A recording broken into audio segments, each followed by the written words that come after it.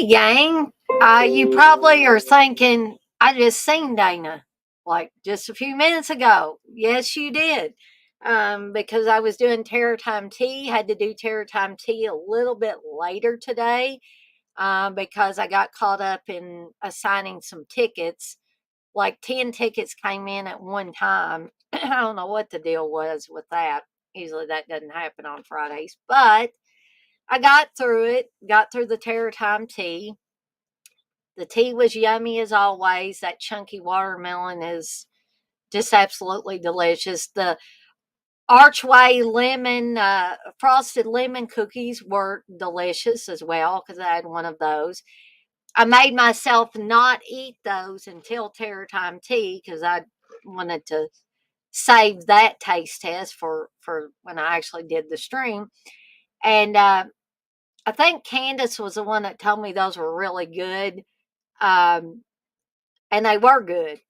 they were they were delicious. Now I just want to get those wafer rolls that Candace was showing that have the lemon inside them. So I think I know where I can get those, and hopefully I'll be able to use those for a Terror Time Tea coming up.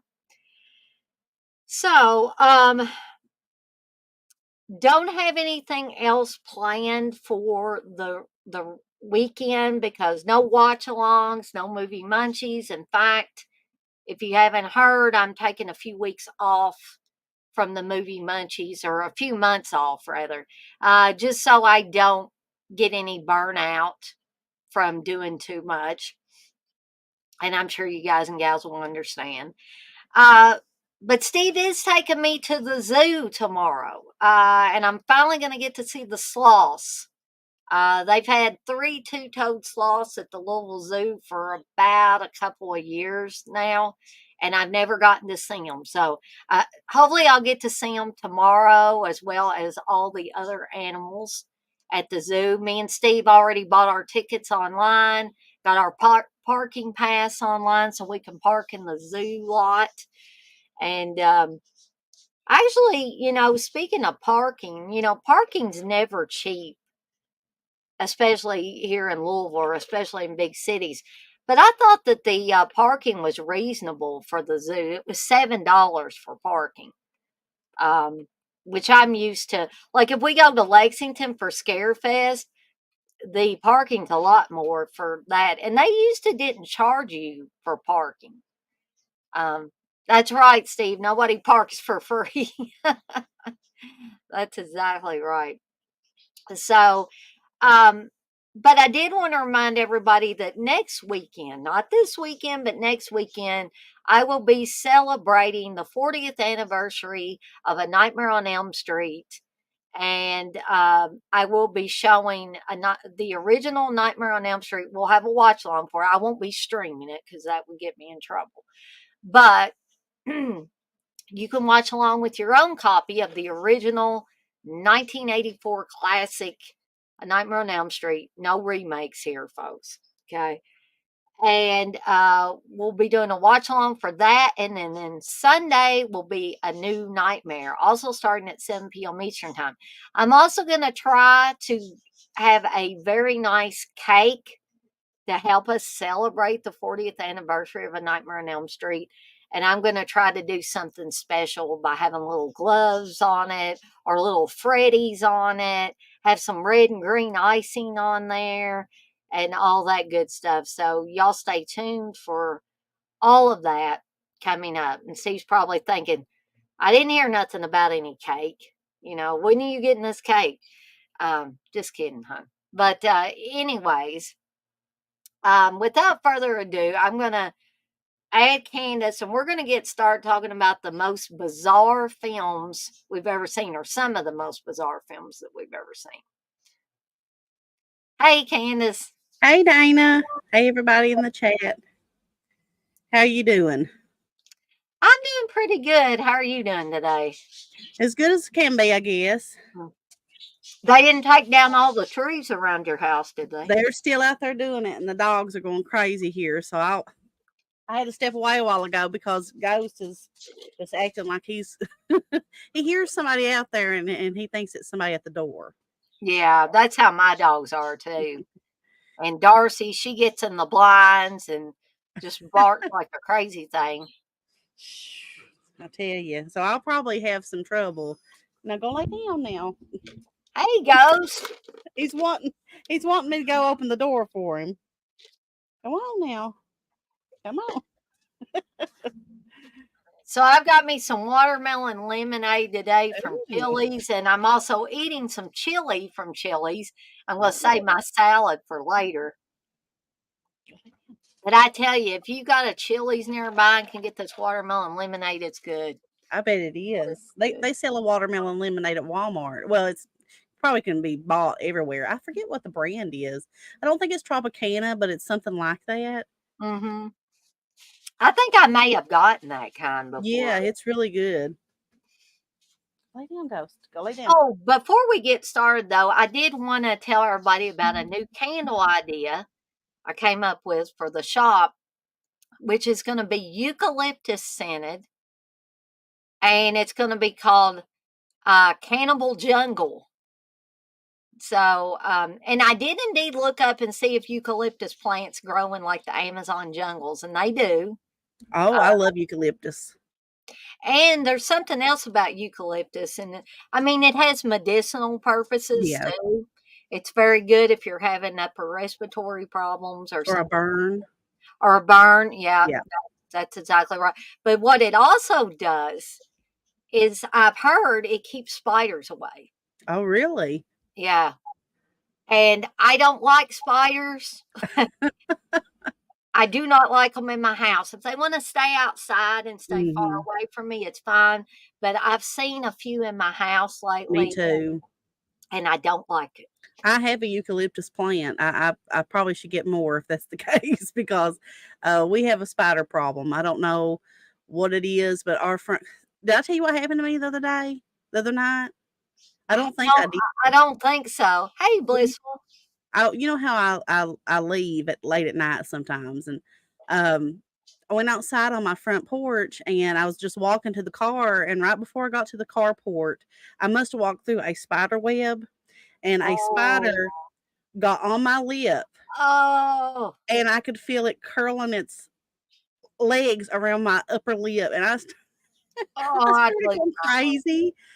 I didn't yell or anything like that. I'm glad I didn't because it was really late at night. But that freaked me out. I was like, that's what I get for laughing at Chris because one time this is years ago, and I seen it. I seen it happen. He stuck his hand down in his jean pocket Oh no. and he pulled back out with a huge spider wrapped around his finger. Uh, mm, And he was like slung it off, but he's not as afraid of spiders that I am. I mean, I have bad arachnophobia, so I don't. Yeah, that was a worst nightmare though, having that wrapped around my lip like that. I was like, oh my god. oh gosh. That's why I have a hard time watching Daily Blessing. That one scene with Sharon Stone where the spider drops in her mouth and that Ooh, gross. nightmare, and it's a great big old like No. tarantula type spider. Oh, I'm like, oh, because if I woke up and saw something like that, even anywhere near me, I'd lose it. Um, the tarantulas I'm not as afraid of, and the little jumping spiders. My son had two of those, ugh, and they're actually cute. If spiders can be cute, but just anything besides that, mm, You're no. talking to a person though that has, a snake as a pet, and I've had rat pets, and people think, ooh, rodents, snakes, reptiles in general. They just Yeah. don't. Um, Oh yeah, we get that a lot too with our babies. mm. But Yeah, Steve, don't forget to thumbs up the stream. yes. Little's reminding him. Steve actually has been telling me. He says, I've been giving thumbs up and I've been coming in when I can. So I appreciate that. I appreciate everybody's support. Oh But yeah. when your husband gives you that little extra support, it's something special too. So So I have finished my chili before we get started with these movies, so you guys won't have to see me eating on chili. Oh, but me and Candace both have our Friday Foolish shirts on today, Yeah, I got mine on. and I'm going to be making our other royal blue shirts with our cartoon faces on the Scooby Doo Yeah, design. excited about that one. Yeah, I am too. And that way we can alternate shirts. So you won't always see us with the Friday Foolish. Some weeks I've you'll see managed to not lose mine, so it. Candace just lost hers one time, and it was in the laundry at her mom's, and so yeah. you know that happens. Though I almost lost my wallet today, and I got some to go alcohol from Chili's. And I was like, I was telling Steve he was getting ready to go to work. And I was like, oh my gosh, where's my wallet? I got to show them my ID or they won't leave me my booze. They probably wouldn't leave anything. I mean, they may leave your food, but they definitely take that alcohol back if they Oh can. yeah. Thank you, Blissful. Blissful says the Scooby Doo design is genius. Yeah, I don't know why I didn't think of that design a long time ago because that design is so versatile. You can put Yes. anybody on there Mhm. and make them Anybody. a cartoon, you know. Like, So, even, like, a little kid, like, if you have, like, a super, like, Scooby-Doo fan, like, it's a little kid and it's their birthday or something like that. I mean, how amazing would that be to have their own face on, like, as a guest star as Scooby-Doo? That would just be awesome to me. and Um, Scooby Doo, I think Scooby Doo is a cartoon that's universally it liked. is. It is. To Uh, this day, people love it, so mhm. I mean, my mom loved it. I don't know about my dad. Dad doesn't talk about cartoons much. He might have liked it, well, but both my parents liked it. my mom always said that she loved Scooby Doo, and me Yeah. and my brother love Scooby Doo. Steve loves Scooby Doo.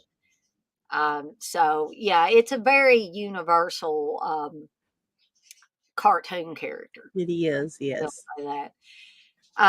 But I guess if we want to get to some of these movies, and I only picked out 10 for today. I don't know how many Candace, You got more than I got. which I don't have to cover all these today. This could be another show that we could do a second or third one on. Yeah. Because I'm sure if I thought about it a little more, I would come up with some more. Oh, Because yeah. when I thought about it, I was like, oh yeah, that one's a bizarre one. Yeah, let me put that down on this list. And we Uh, may even have some that are the same. yeah, some of mine are horror. Some of them would not necessarily fit the horror thing. They might be. One of these maybe could be considered a comedy, but it's a very adult comedy. And when I start talking about it, y'all will agree with it, I think. So, Candace, since you're the co host and guest, do you want to start off with one of yours? Well, I can start off with one that you may have. Okay. I don't know, but if you don't have this one, you're gonna be like, "Oh yeah, that's probably the most bizarre film I've ever seen." Yeah. But it's 1973's Ted Post's The Baby. Dang, I forgot to put that one on there. Yeah, but I totally agree with you on that. Yeah. Yeah, and Ted Post was such a big director, I think because my dad, he liked a lot of the Ted Post films like the Hang 'em High and the Yeah. what's that other one that he did with Clint Eastwood, Magnum Force. Magnum Force. Yeah, I think he did like the second Planet of the Apes film. What was that called? Beneath the Planet of So the Apes or something like that. maybe Steve, do you know? You know the Planet of the Apes stuff. Those are Chris's favorites. So if he was in here, he must not be in there. He must be busy at work. But I think it's something like that. I'm pretty sure. But I know he did like some Twilight Zone episodes, Gunsmoke, a lot of stuff like that. My dad liked a lot of Western type stuff. Steve, Um, we were talking about Planet of the Apes. What's the second Planet of the Apes movie? I think it's the Beneath Planet of the Apes. I could be wrong on that. Steve must have been distracted because all of a sudden he said, "What?" in there. Um, But I also want to apologize if I start coughing and stuff. I've been sick this week, really sick. So it's hard for me to carry on a conversation. Dana but, knows that. but Um, Candace is a trooper. She's on here for Friday Feelers today, though. but he's a like a prolific, you know, director, I believe, and this is just like one of those one-off films where you're like, what were you thinking? I mean, whoever wrote this, what are you thinking? Yeah. I mean, you've seen the baby, you know what it's about. And if you've Oh not yeah. seen the baby, I don't know if I am going to say, well, go watch it.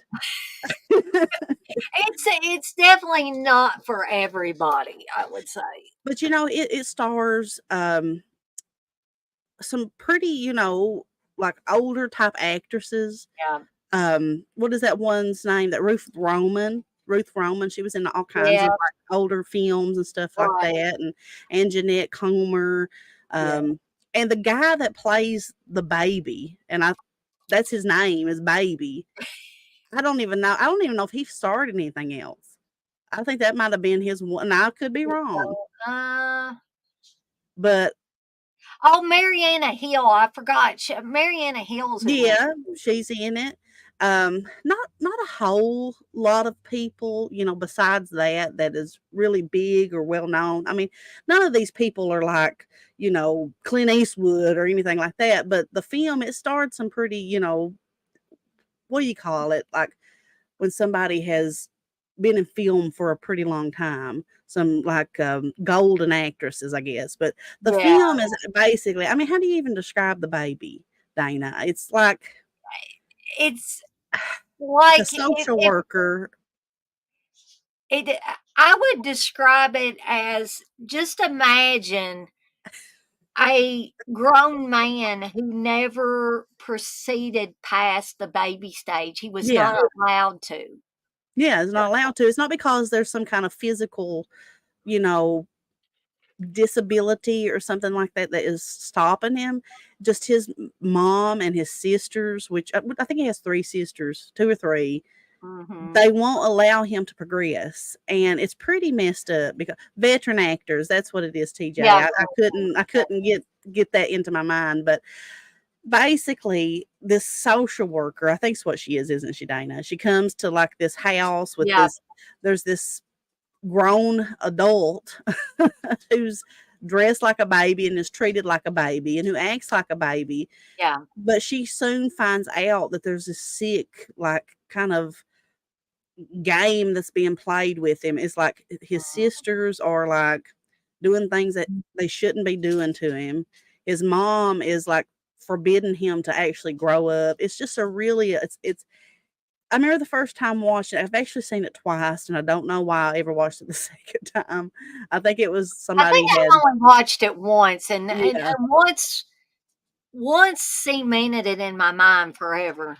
It's one of those films, I'll tell you, the first time I watched it and even the second time I watched it, it kind of made me ill. Kinda to your Mhm. stomach, it makes you kinda sick. It's It like has a very weird vibe, a though. very weird vibe, and we really can't go into, like, the whole, you know, aspect of it because it's just a lot. It involves things that we really don't shouldn't talk about. Mm. But if you are feeling frisky, I guess, and Or adventurous or what. adventurous, not frisky in a bad way, but just like, "I'm gonna go watch this and I'm gonna make up my own mind about this," but just be warned. It's weird and it will mess with your mind. It's a really weird, screwy movie. I have never seen another movie like it.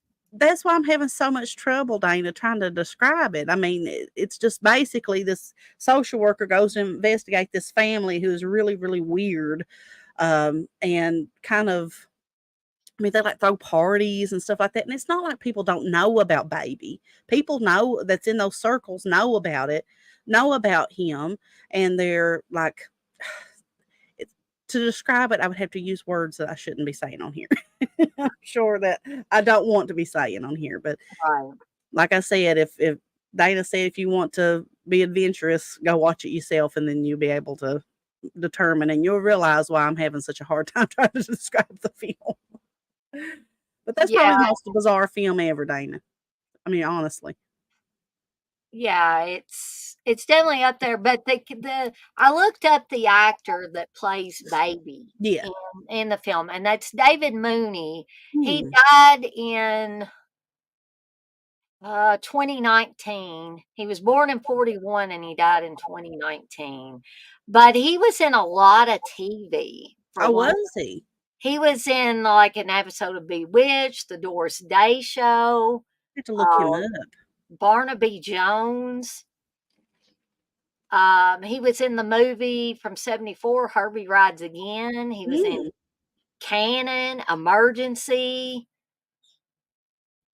Yeah, he was in a ton of like TV. I mean, these were probably one offs, yeah. not like one or two episodes that he was in, but I thought that was the only, like, he did the baby and everything was just ruined for him. I was like, I'm not, but that had to be really an odd role to play because, I mean, when you're watching it and you're like, how odd would that be? How awkward would that be to be in that role, playing the role as that yeah, because baby? if I remember correctly, wasn't he in a diaper a lot of the time? Yes. Yeah, he's like a baby. He's like 20 some years old, like Yeah. 20, 21, something like that. And he is like basically just what a baby would be. He's Like a nonverbal for no, the most part. but he knows what stuff is Yeah. because of the way he's been done and stuff. Yeah. And it's just really an odd film. And I really even hate to bring it to put any light on this film, but I just watched it blindly one day. It was like on Netflix or one of those, and this was a long time ago. And I just started watching it. Yeah. And my jaw like literally dropped. I was like, oh my God. I know why I watched it the second time. Because I watched it the first time and I was just like, watched it by myself. And I was like, this is crazy. And I remember telling Chris, you have to watch this film. And it was like, he's like, well, I'll get around to it. I don't think he really believed me about how bizarre this film was. And then I remember it was probably a year later we happened upon it again. I said, "That's that film I was telling you about." And honestly, I don't think that he realized how truly bizarre this movie was. And he watched it and he was like, "Oh my gosh, this is crazy." I mean, I feel like The Baby is a movie. First of all, it's a movie's got to be seen to be believed, first Yes. of all. And second of all, I feel like most everybody should watch it at least once. Yeah. Have that experience. Um, I'm not saying that you're going to be scarred for life or anything, but it will really change your perception of what kind of movies are truly out there. Because I didn't know a movie like this existed till I ran across it. No, and the thing is this probably is not the most bizarre film ever made. But if there's anything that's more bizarre, I don't wanna see it. That's just what I'm saying, because This it's is like bizarre in a way that's not good, you know? twisted bizarre. I mean, it's just oh man. Yeah. Um, oh, that's okay, Chris. You need to get better and make sure you eat on your lunch or eat before lunch or whatever. He says, "Hey everyone, I'll be here in chat today. I had planned on joining on my lunch, but not feeling well today. I should probably eat." Yeah, LOL. we've got something. Every one of us, well, just me and Chris, Noah's not sick, but thank goodness, and I hope that he doesn't get sick. But we've got something. I've just felt awful this week, and Chris is starting to feel bad, and I don't know. It's just like whenever you get something, it just doesn't want to go away. So I've had like sinus headaches and stuff on yeah, and off, and I got me some Tylenol sinus severe, and it's been helping some. But yeah. and Steve said that Planet of the Apes movie is beneath Planet. Beneath, I thought so. I thought it was, and he did that one, and I'm thinking out of all these films because he's really good at like the western type films too. Like I Yeah, said, with the Clint Eastwood films, Magnum Force, Hang 'em High, stuff like that. Um, I'm thinking, dude, what what possessed you to want to do this It film? couldn't have been money. They couldn't have No, offered much money for this movie. I don't think that it did big or anything. I mean, could you just imagine like going to see this in theaters and you walk out there like, what did I just go watch? I mean, seriously. We were, Chris. He said, "Are you talking about Planet of the Apes? That's my favorite film series." Yeah, we were talking about because the baby, the baby that we had watched, that crazy movie. Um, the director of the second Planet of the Apes film, he did the baby, Ted Post. So I could see Chris's head exploding now. You know, I remember he watched that and he was just like, "What did I just watch?" I was like, "Exactly." I was like, I what is this?" It's uh, just really weird. It's really I don't know. I want to say Steve has seen it too, but I don't think he watched it with me when I watched it. But I think Steve, correct me if I'm wrong, but I thought that he had seen the baby before. I mean, I just pulled out the most bizarre one, and you was like, "Candice, we could have ended on this one." Because I mean, really, it's like so. And the thing is it keeps your attention, but not in a good way. I mean, it's one of those films, Chris said, No, "I like." Chris says he likes it. He said, I've seen it a couple of different times. Joe Bob showed it on the last drive-in. That's Oh, did right. he? I had forgotten about that.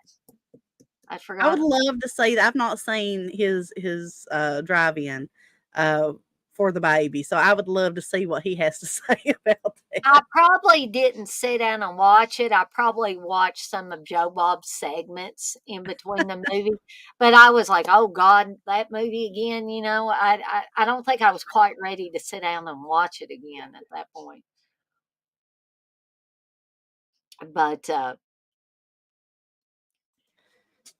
Have to get so on the Candace, dog. do you feel comfortable giving this film a rating? Do you want to give it a rating? You Yeah, don't have to. we can give it a rating. Yeah, um, just for the pure like bizarrety of it all, if that's even a word. If it's not, I'm making it up. Um, Yep. I'm gonna give it.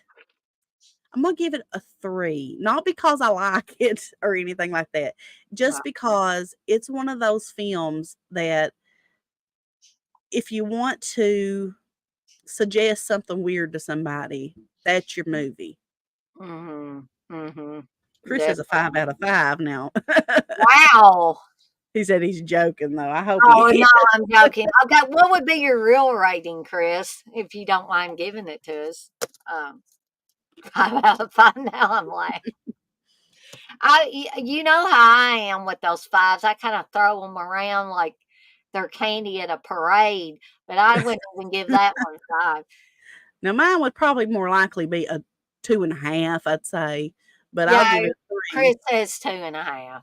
Yeah, that's probably really what mine is, but So is there anything additional you wanna add no, about it, I think Candace? we've had enough. Okay, well, we're going to switch gears slightly a little bit, and I'm going to talk about the first one I have on my list. And these are in no particular order, like from least favorite to favorite or whatever. But Steve introduced me to this film, and this film is from the 70s as well. I want to say 77 maybe, and it's a Japanese film called House. No, not the House from the 80s. This is a Japanese film called House from the 70s, and I think this was back when I want to say me and Steve hadn't been dating very long, and I was visiting him, and he said, "You want to watch this movie called House?" And I think the first thing I thought of was the 80s House. I said, "You mean that movie that Sean Cunningham directed and all that stuff?" No, this is a Japanese film. It's so weird. He told me right off, and indeed it was weird and bizarre because you have LSD usage and hallucinations in this. My But goodness. what other movie that you can name has singing watermelons in it. Oh my gosh. I kid you not, this has got singing watermelons. And they're like, if I remember correctly, they're floating around and they're la la la la la, singing. And it's and what makes it even more bizarre is I believe that these Japanese schoolgirls are going on some kind of they're either going on a field trip or they're going to have a sleepover at somebody's house. But all this bizarre stuff, including the singing watermelons, happens to these young girls. It's like, I know that Japan and the Japanese culture and stuff like that, they have different ways of doing things and they have a different way of directing films and stuff. But I've seen a lot of Japanese films over the years, and this is probably by far the weirdest and most bizarre one I've ever seen. And I don't know really how to classify it. I wouldn't really classify it as horror per se, but I couldn't all the way classify it as a comedy either. Huh. So I don't know what you would call this thing. I'm sure it's probably classified with a lot of other horror movies. It's like an in between type thing. Yeah, but I would encourage people to watch it. I wish I could find Steve's copy of it, and I would show you what it looks like. In fact, if Candice can keep people entertained for a little bit, which I'm sure she can, I'll step away for a second and see if I can find Steve's copy. Okay. I'll try to keep you entertained. Um, I don't know what to keep you entertained with, but I'll try my best. So, what movie is it? I missed what one. Chris, it was called House. It's a Japanese movie. She said from the 70s. Um, she said that it had like singing watermelons and dancing watermelons in it. So, have you seen it? Because I've never heard of it or seen it. Sounds interesting though. All right, I did find it. This is the cover for it. Criterion put out a copy of this. So, yeah, you have this whatever this is, this crazy cat The palm firewall looking creature. I don't know. Yeah, yeah, this is 1977. They don't even really know how to describe it on the back here. And it's only 88 minutes. Does it have a plot, Dana? Huh? Does it have a plot? Well, here's the way they describe it on the back of they may do a better job than I could do. So, um, they say it's basically an indescribable 1977 film as a psychedelic ghost tale. They've got a question mark there. A stream of consciousness bedtime story. An episode of Scooby Doo is directed by Mario Bava. I could include all these. Any of the above will do for this hallucinatory head trip about a schoolgirl who travels with six classmates to her ailing aunt's creaky country home and comes face to face with evil spirits, a demonic house cat. That this is the Cat. demonic house cat here. Um, let's see, and a bloodthirsty piano. I'm remembering that now, and other ghoulish visions, all realized by Abashi. I don't know. I'm probably massacring that director's name. We have mats, we have animation, and collage effects all in this. Which Candace, being an artist, she probably would appreciate all those different things being. Yeah. It's absurd and nightmarish. House might have been beamed to Earth from some other planet.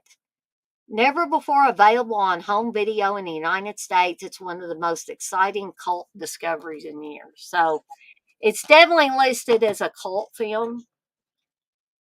You could refer to it as a ghost story. You could call it Just one of those psychedelic it's type. got a demonic house cat in it. I guess you could say animal attack film. TJ says, can't describe it, have to watch it. That's exactly right, TJ. Sometimes the harder it is for somebody to describe the plot, which the baby, which Candace just talked about, was hard to describe. Very hard. Well, and so House has so much mixed into it that it's hard to pin it down, like I said, to one genre. Yeah. But I would encourage everybody to see this because as confusing and you feel like you're on drugs when you're watching it. So I would not recommend taking any substances while you're watching this because you may never come back. I was watching this stone cold sober. I didn't even have any alcohol in me. Oh my So goodness. definitely don't even smoke pot while watching this. I wouldn't advise it. I really, really wouldn't advise it. Or take any gummies or anything like that. Might take a Uh, trip you don't want to go on. yeah, and like I said, you may very well not come back. You may stay in the land of the singing watermelons if you do Oh my that. Blitzle, you say you were just going to ask that. Yeah, I wouldn't advise drinking alcohol or smoking pot or doing anything, and definitely don't do anything harder than those two things. God. Oh, Don't be dropping acid you may or go into outer space there. eating mushrooms or whatever. Don't do that. Just don't.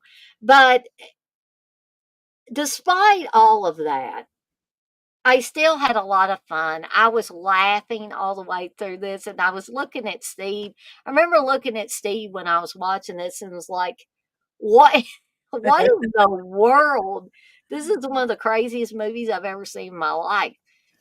But because of all of that, and here people are going to say, "Well, Dana's throwing the fives out all over the place," but for the sheer audacity and the sheer extremist fun level, if I can say that.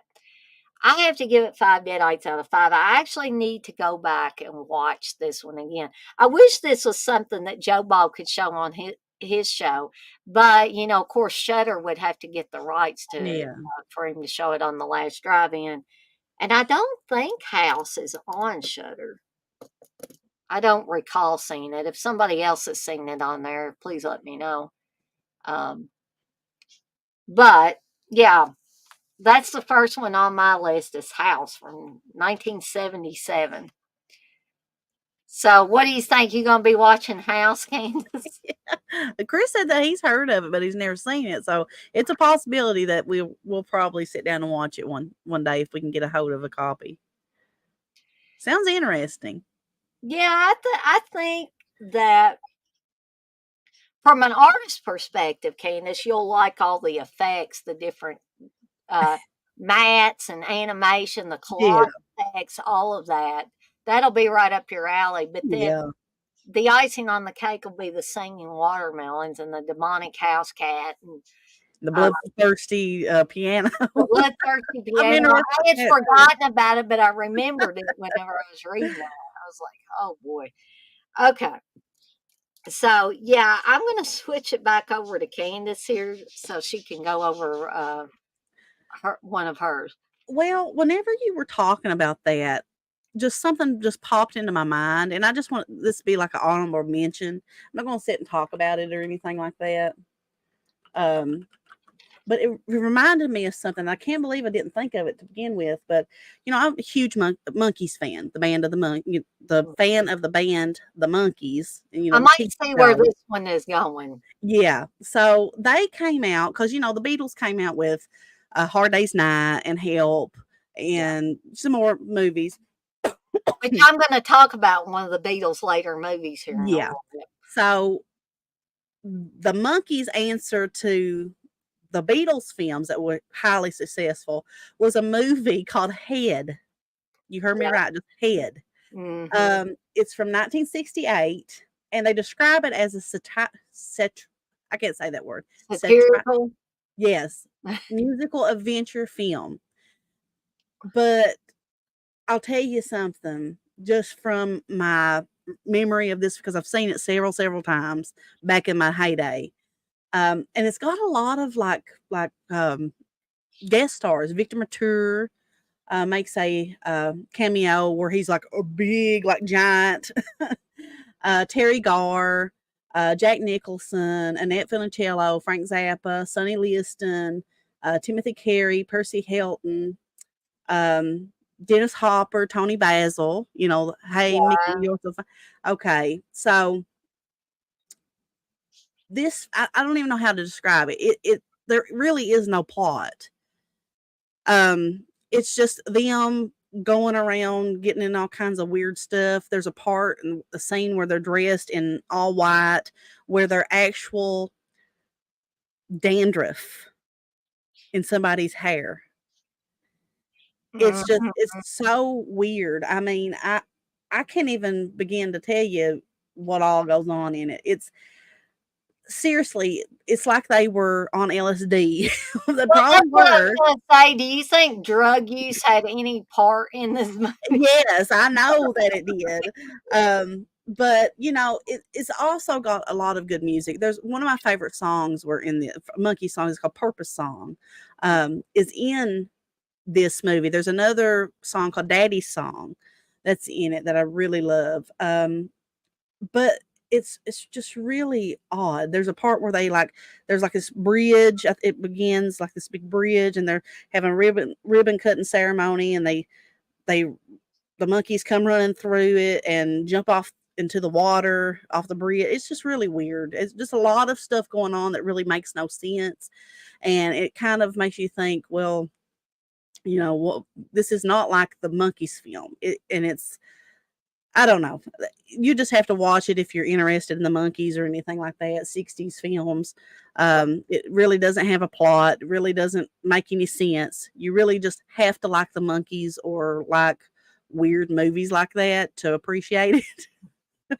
Because, you know, I was the biggest monkeys fan ever, and it didn't make any sense to me. It wasn't my favorite either. So I'll Uh, just tell you, stick with the Beatles. They Lisa come wants to know who your favorite Papa monkey. Nez. Papa Nez, Mike Nesmith, always was my favorite. Now, my when I first discovered the monkeys, I was probably around 7, 8. It's about around the time that I discovered the Beatles. Peter Tork was my favorite. Now, my mom always loved the monkeys. She loved Davy Jones. She was a Davy A Jones lot fan. of women love Dave Jones. Yeah, and I love Mickey. I love them all, but most definitely Nez was always my favorite. I don't know. I always liked that Texas twang that he had, and he was just cute and had the little wool hat, and I don't know, I loved his music that he contributed to. He had that, like, kind of that country western, you know, he was an innovator, one of the innovators of country rock. You know, Okay. he helped open up doors with, you know, for the Eagles and bands like that, you know, to come.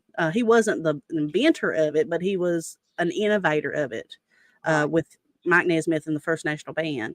Um, which his mother invented whiteout, if some people don't know that.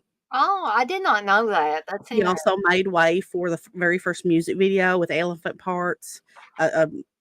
He's always really kinda out there. If you look at Mike Nesmith's stuff, like like, movies and stuff that he makes, elephant parts stuff, it's always really weird, but he helped open the door for MTV. Oh, So, he also wrote Different Drum. Yeah, my dad was the hugest Lena Ronstadt fan, and she actually covered that song and made a really big hit for that. Um, so yeah, I love Mike Nesmith. He was a really integral part of music that a lot of people doesn't realize. mhm. So if you don't know who he is, look into him. You'll be really surprised. But I just wanted to mention that, and you can, and I did go on about it a little bit longer. So if you want to go ahead and do another Are you film, sure, Candace? yeah, yeah. Okay. Well, I'll try to cover this one pretty quickly because I think a lot more people have probably experienced this one than they have House, which is Blood Diner. Um, Yeah. oh wow, where to begin with Blood Diner? So you have the Namtup brothers, and I actually did a watch along for this one not very long ago.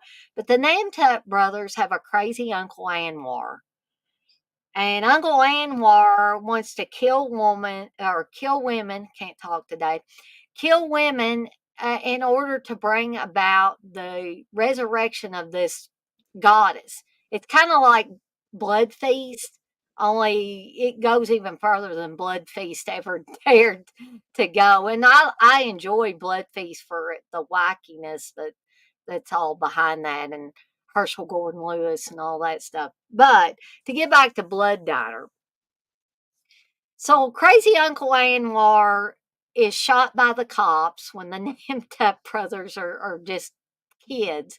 And he busts into the house and he's like, "Boys, you got to help me." And he talks with this accent. I can't replicate his accent. You would just have to see the movie to know what I'm talking about.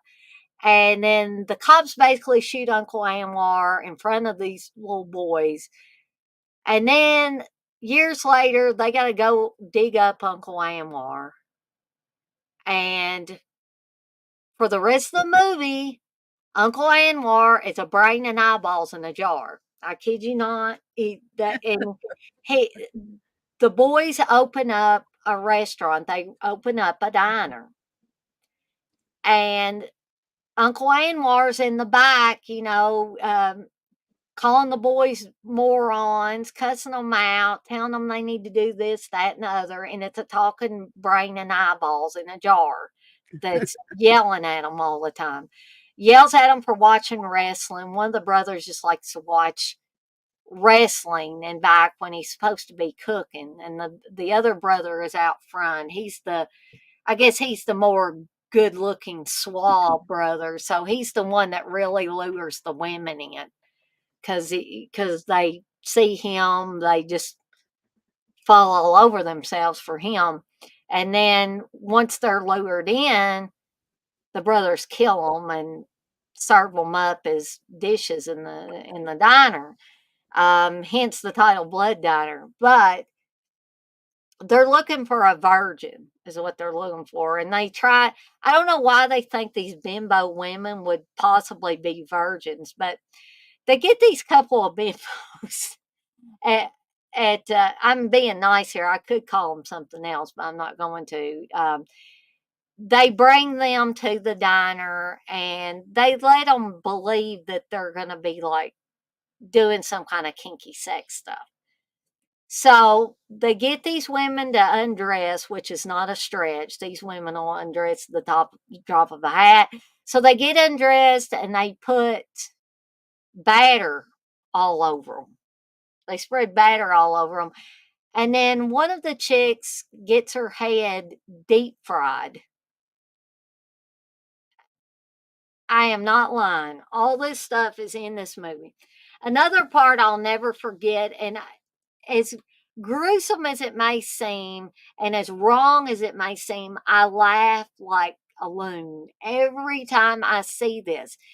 And that is the scene where one of the Namtup brothers keeps running over this guy in the road over and over and over again. He runs over the body forwards and then backwards, forwards and backwards. And he's laughing all the time he's doing it. And it's just My so goodness. absurd that you have to laugh at it. So yeah, this is a very bizarre film, but it's funny I've too. I still mean, never seen it. I recommend it. I would highly, highly recommend it to anybody. I have seen like bits and pieces when Chris or my brother has been watching. I think my brother watched it. I know Chris had been watching, and I'd seen like bits and pieces. But I have never sat down and actually watched it. I Mm. don't know why. It looked like a good film. Well, the thing about this movie is I would always see the cover art on the Mm. VHS box in my local video store, but for some reason I never rented it.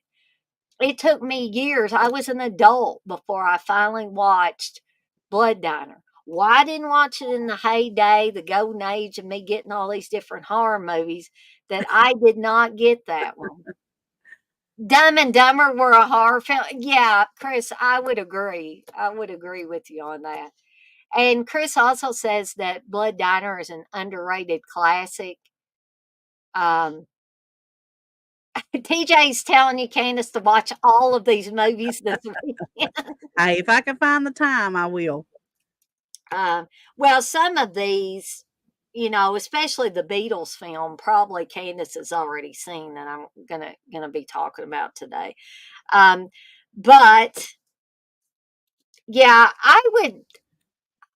If you want my rating, I would have to give this one 5 deadites out of 5 too, because again, the sheer audacity that somebody would make a movie like this, and also because you don't know what's going to happen next. You're like, okay, I've had deep fried bimbos.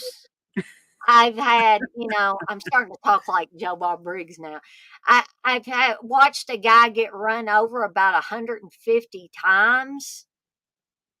I have seen a talking brain and eyeballs in a jar for the majority of the movie that talks with an accent, and the boys are his nephews. They don't have accents. Why? We don't know, because it's Blood Diner, I guess. I don't know. Um, and we have some uh, not hits from the 50s and 60s, but it has a probably a late 50s, early 60s musical vibe to the film as Mm, well. Don't be expecting again to hear any hits. You're not going to hear you're not going to like hear the Beatles or anything like that. It's just kind of knockoff yeah. songs that sound similar to songs of that time period. Um,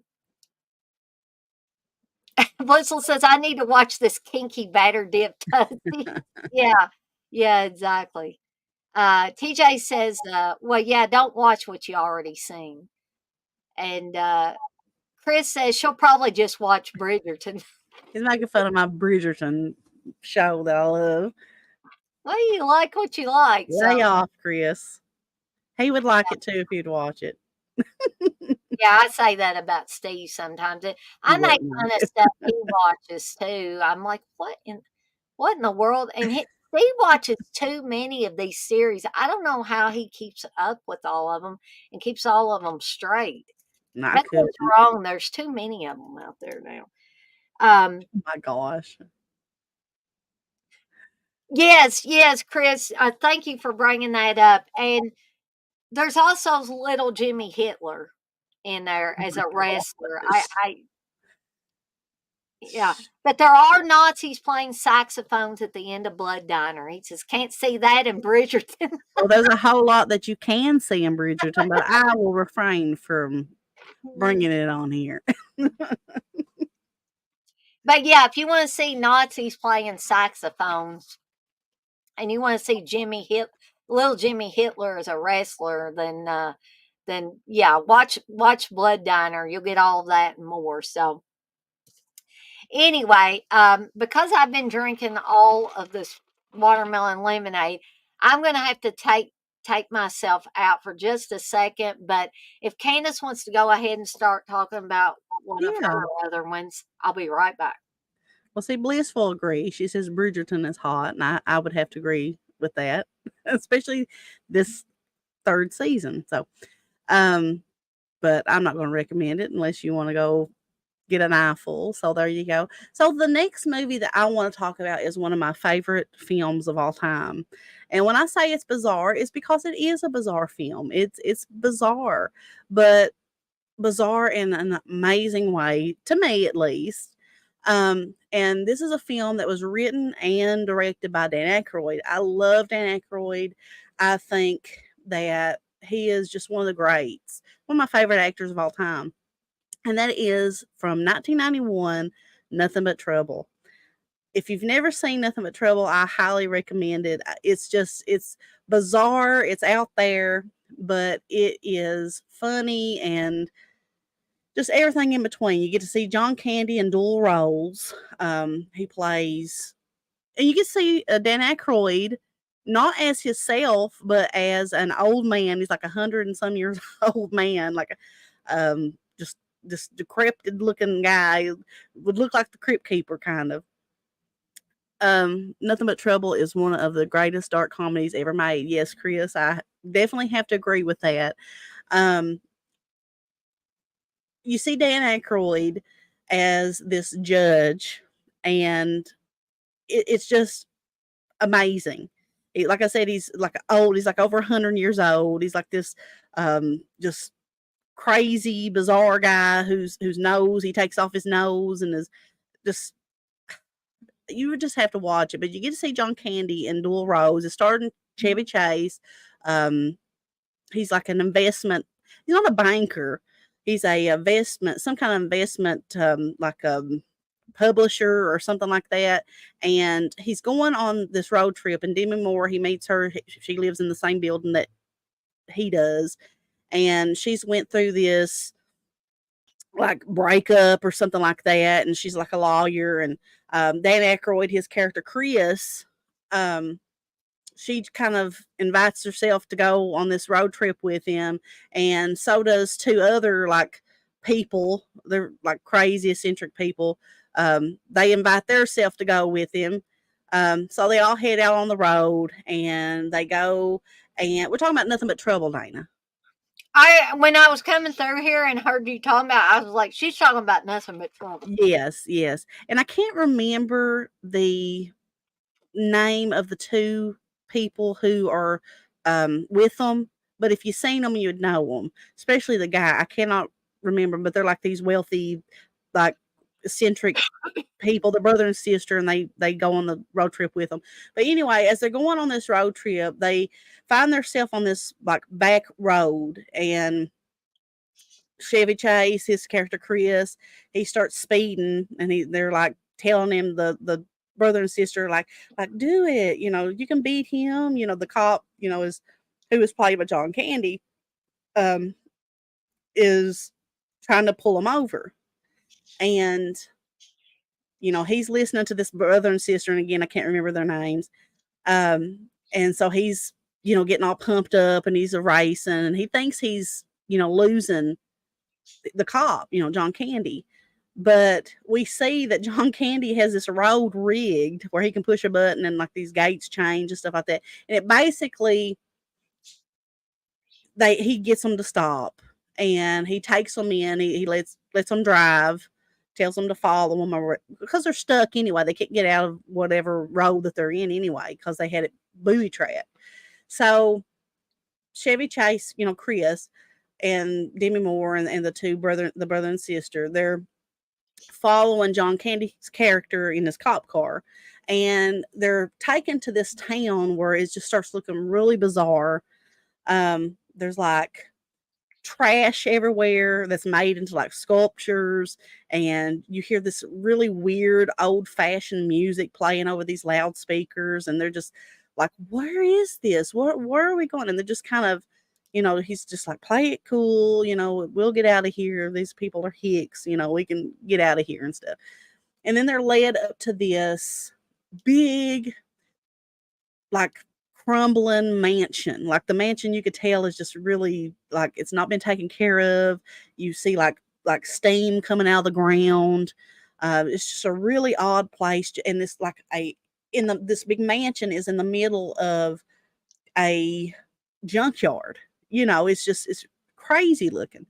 So when they go in there finally to face the judge, which is Dan Aykroyd's character, um, Judge Valkenheiser, and he's really odd looking. I just it's one of my favorite characters that Dan Aykroyd ever plays. And this place they find out is called Vulcanvania, and Dan Aykroyd, Judge Valkenheiser, he is rule over all of this land here, and he just kind of goes ape on Chevy Chase's character because he thinks he's a banker, where he's like a publisher, a financial publisher, or whatever he is, and he calls him a banker. He's like, I'm not a banker. I'm a financial. He says, you're a banker. He doesn't like bankers because bankers. He blames bankers for the problems of Vulcanvania. Like there's mines underneath Vulcanvania that's basically erupting, like it's a fire underneath where their house is, and it's just kind of, you know, engulfing this place that he, rules. And it's just a bunch of stuff. I can't like go keep on going into it. I really would like for you to watch it if you've never seen it before. But then we see John Candy's other role, which is Eldona, which is the granddaughter to Dan Aykroyd's character. And she doesn't speak, but it's really it's really great. What's so bizarre about this film is all the crazy things that you see within this movie.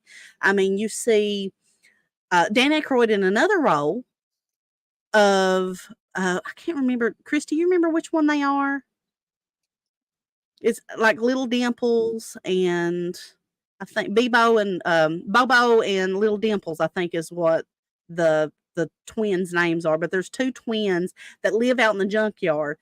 They said that they're I think it's their grandchildren to the judge says they're not allowed in the house. So they had to live out in the junkyard and they wear diapers.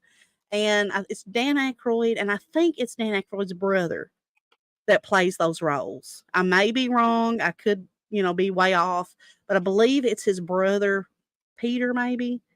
I don't know. You would have to, Oh, okay. don't take it, as like I'm giving you facts because I can't remember. But I know that Dan Aykroyd is one of the characters, and I believe his brother is the other one. And it's so that's a funny part because they capture Demi Moore. There's a scene where this man eating roller coaster, that they get involved in. There's like they get entrapped in the walls of the house because what happens is Eldona, John Candy's dual role as the granddaughter, falls in love with Chris, Chevy Chase's character. And, you know, the judge is like, you're gonna marry her. You have stolen her heart, so you're gonna have to marry her. So they've entrapped him and they're gonna make him marry her. That's the only way that they can, he can live as a free man because otherwise, they're gonna end up being killed. Um, so there's a scene where they're like entrapped in these walls and they find all these bones and they are looking through a hole and they see it says no Dan's brother is in it, but the little devil is played by John Davicus, maybe. Okay, so maybe I was wrong. I knew that his brother was in it, but I wasn't for sure if that's who it was that he played or not. Then what's his brother play? I know he's in it. But anyway, um, oh, and there's a scene I love. There's a scene where they bring in some more speeders, and so they found all these drugs on this limousine and stuff, and it's actually Digital Underground. If anybody in the old hip hop, like that's into old hip hop and stuff like that, Digital Underground, they're actually in this with Tupac whenever he was in Digital Underground, and they sing the song called Same Song.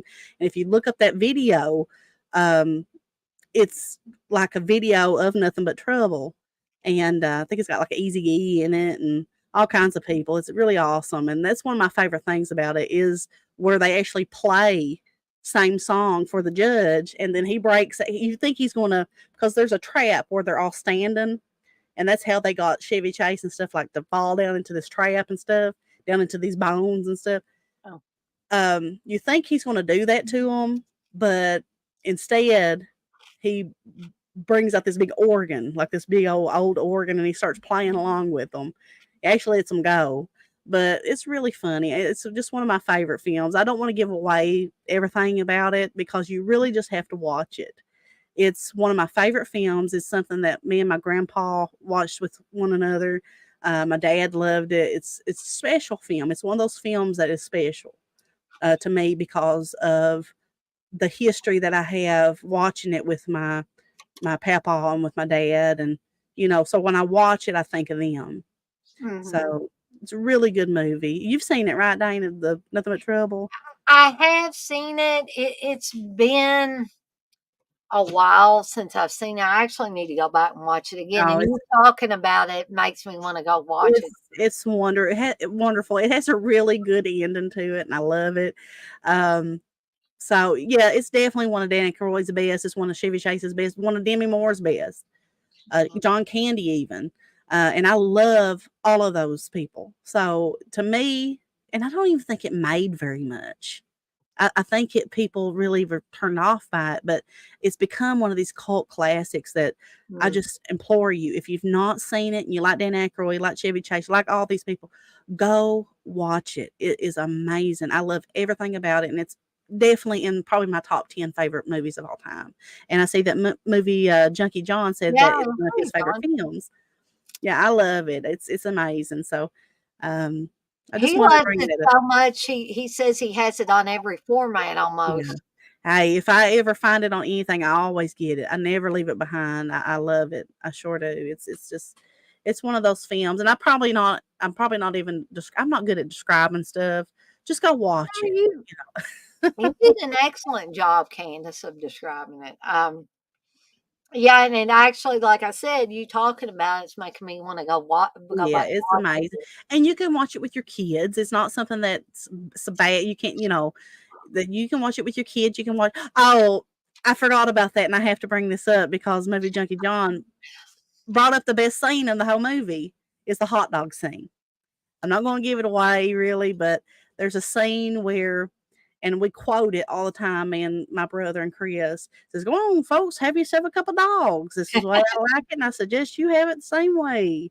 And there's this little train that comes up out of this table, and they're sitting there and they're looking in disgust at these big weenies that Eldona is giving them, for hot dog.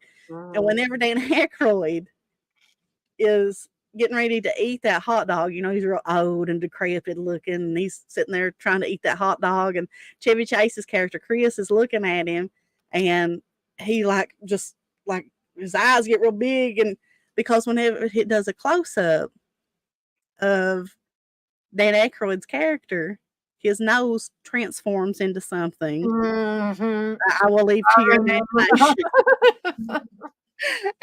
And Chevy Chase just kind of like he shakes his head, and it's amazing. So, and he's like the judge is like flipping pickles at the people, and Mhm. it's a really good film. It's a fun film, so I suggest it. So, what would your rating for 5.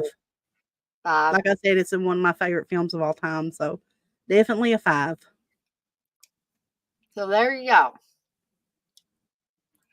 Candace and Chris both, they don't throw these 5s around lightly, so I don't throw them around lightly either, but I think people think I give too many movies 5s, but, um, I know what I like, I'll just say that. Um, well, I'll pick my next one off my list, which is Anguish from 1987, and has Zelda Rubinstein or Rubenstein, however you pronounce her name, in it. Um, yeah, this is a bizarre one, folks. This movie has so many twists and turns along the way that just when you think that you've got a handle on it, it switches gears again and has another twist.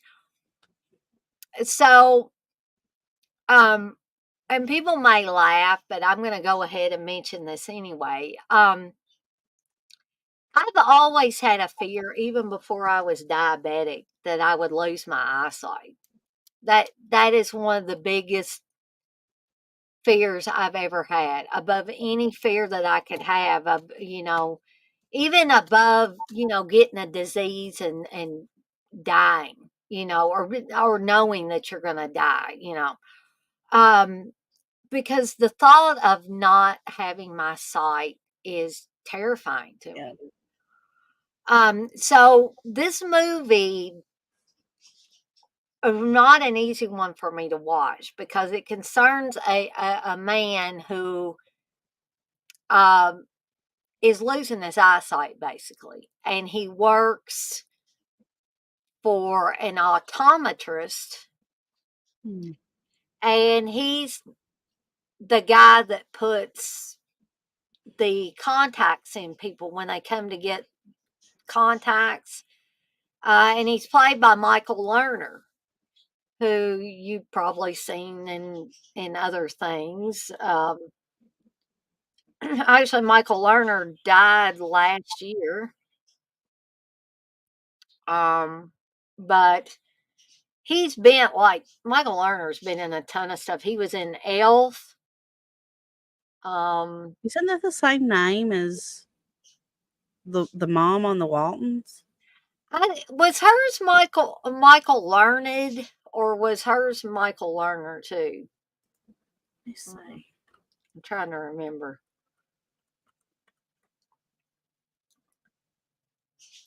But what else was it? Michael Learned.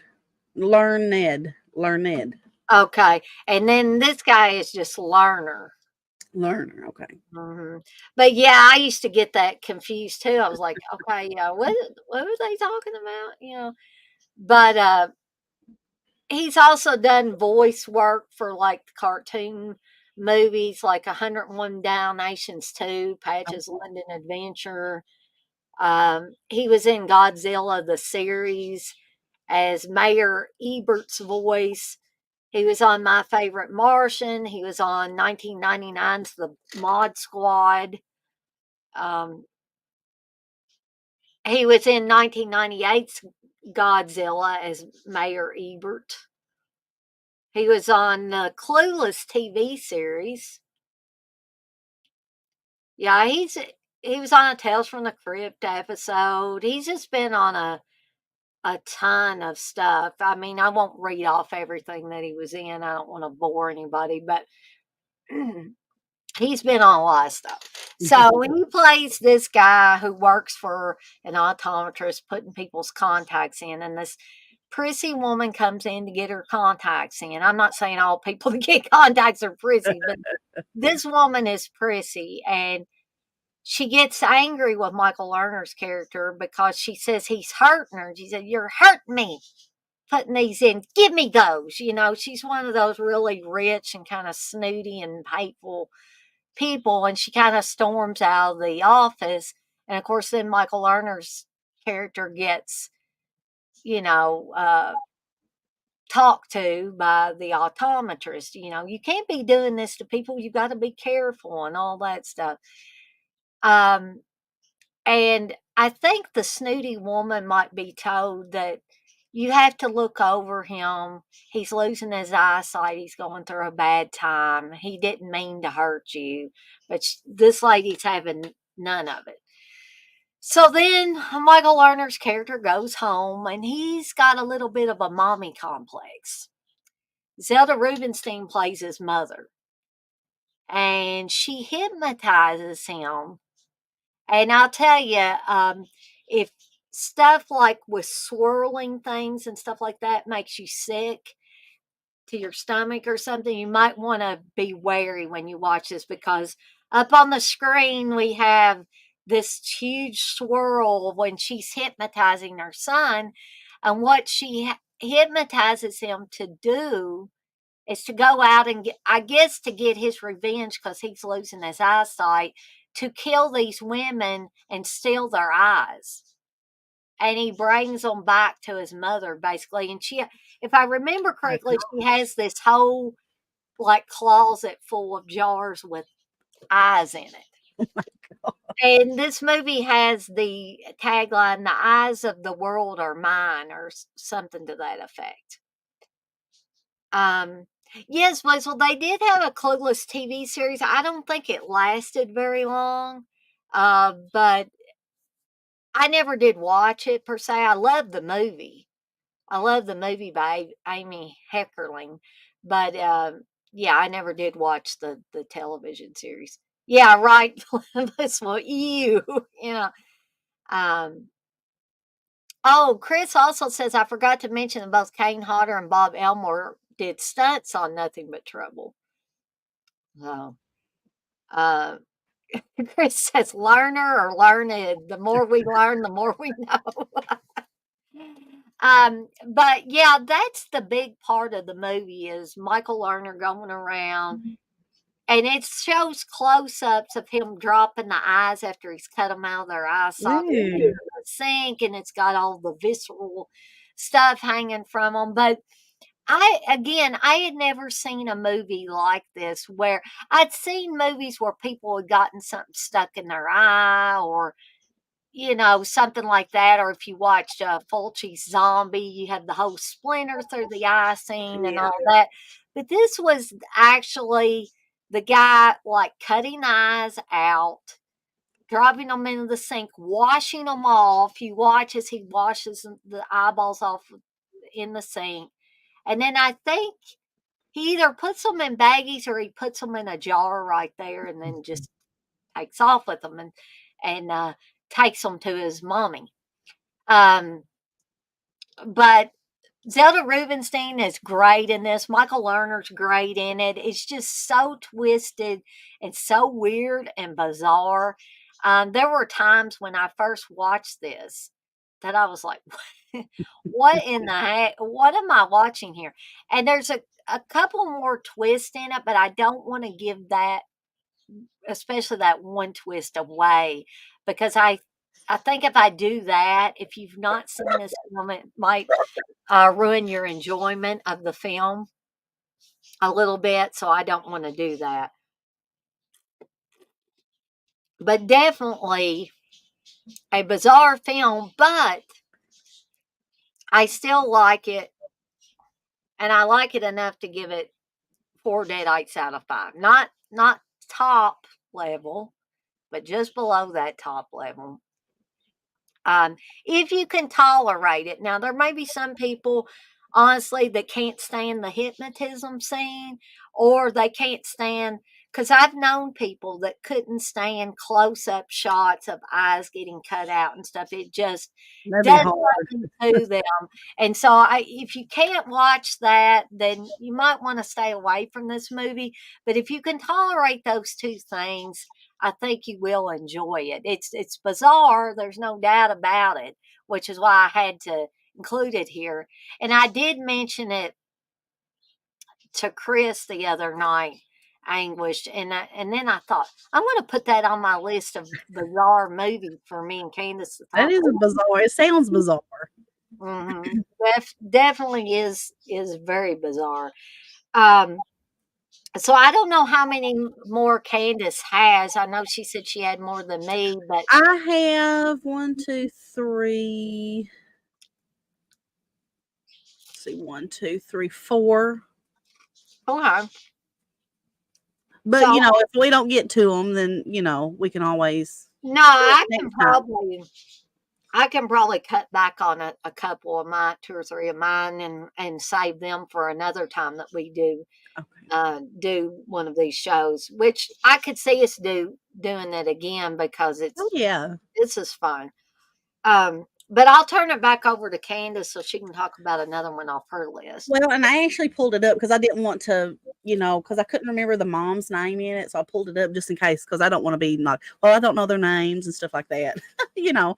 Um, but the next one is a film that when I was little in 1991, I actually seen it brand new when it first came out on VHS, not in the movie theaters, but on VHS because we were watching a movie, like a brand new movie that we went and rented, and this um, trailer came on for this film, and I just remember saying, "Mom, I want to watch that." She said, "Well, next time we go to the movie or to the movie house, we called it. It was the VHS store. Mhm, Next time we go, we'll rent it. We'll get it and we'll rent it." And I remember it was up on the new shelf, where you go to the new releases and stuff. mhm. And I rented it, and I fell in love with it from the moment that I seen that trailer. I knew that I was going to love it, and it quickly became one of my favorite films of all times, and that is Drop Dead Fred, which How did is I know you were going? Somehow I knew you were going to say that. a bizarre film in itself. It's basically it follows a woman named Elizabeth, um, played by Phoebe Cates, and she is in. She's got a boyfriend. What's her husband? I believe. Let me see. Are they married? I think so. It's her husband, Charles. Yeah, and they're separated because he's like in love with this girl. I always remember him saying Annabella. you know, Oh, yeah. I'm your fella, Annabella, and Phoebe Case's character, she's just this like mild mannered woman. She's not really flashy or anything like that. But her husband, Charles, which is Tim Matheson, Mhm. and he's just this really big jerk. He's a really big, you can tell that he just wants, these hot chicks and stuff like that. And Elizabeth just doesn't cut that. She doesn't fit that mold. So, but she's still in love with him, even though he is going after these other women, especially Annabella. She still is trying to get him back. She's just really enthralled with him. And there's a scene at the beginning where she's like in this like phone booth or whatever, trying to call him, and he's just kind of blowing her off. And it gets to the point, she's staying with her mom. Her mom is just this weird, really, I don't know how to describe her. She's really, a mean woman. It's like Carrie's mom.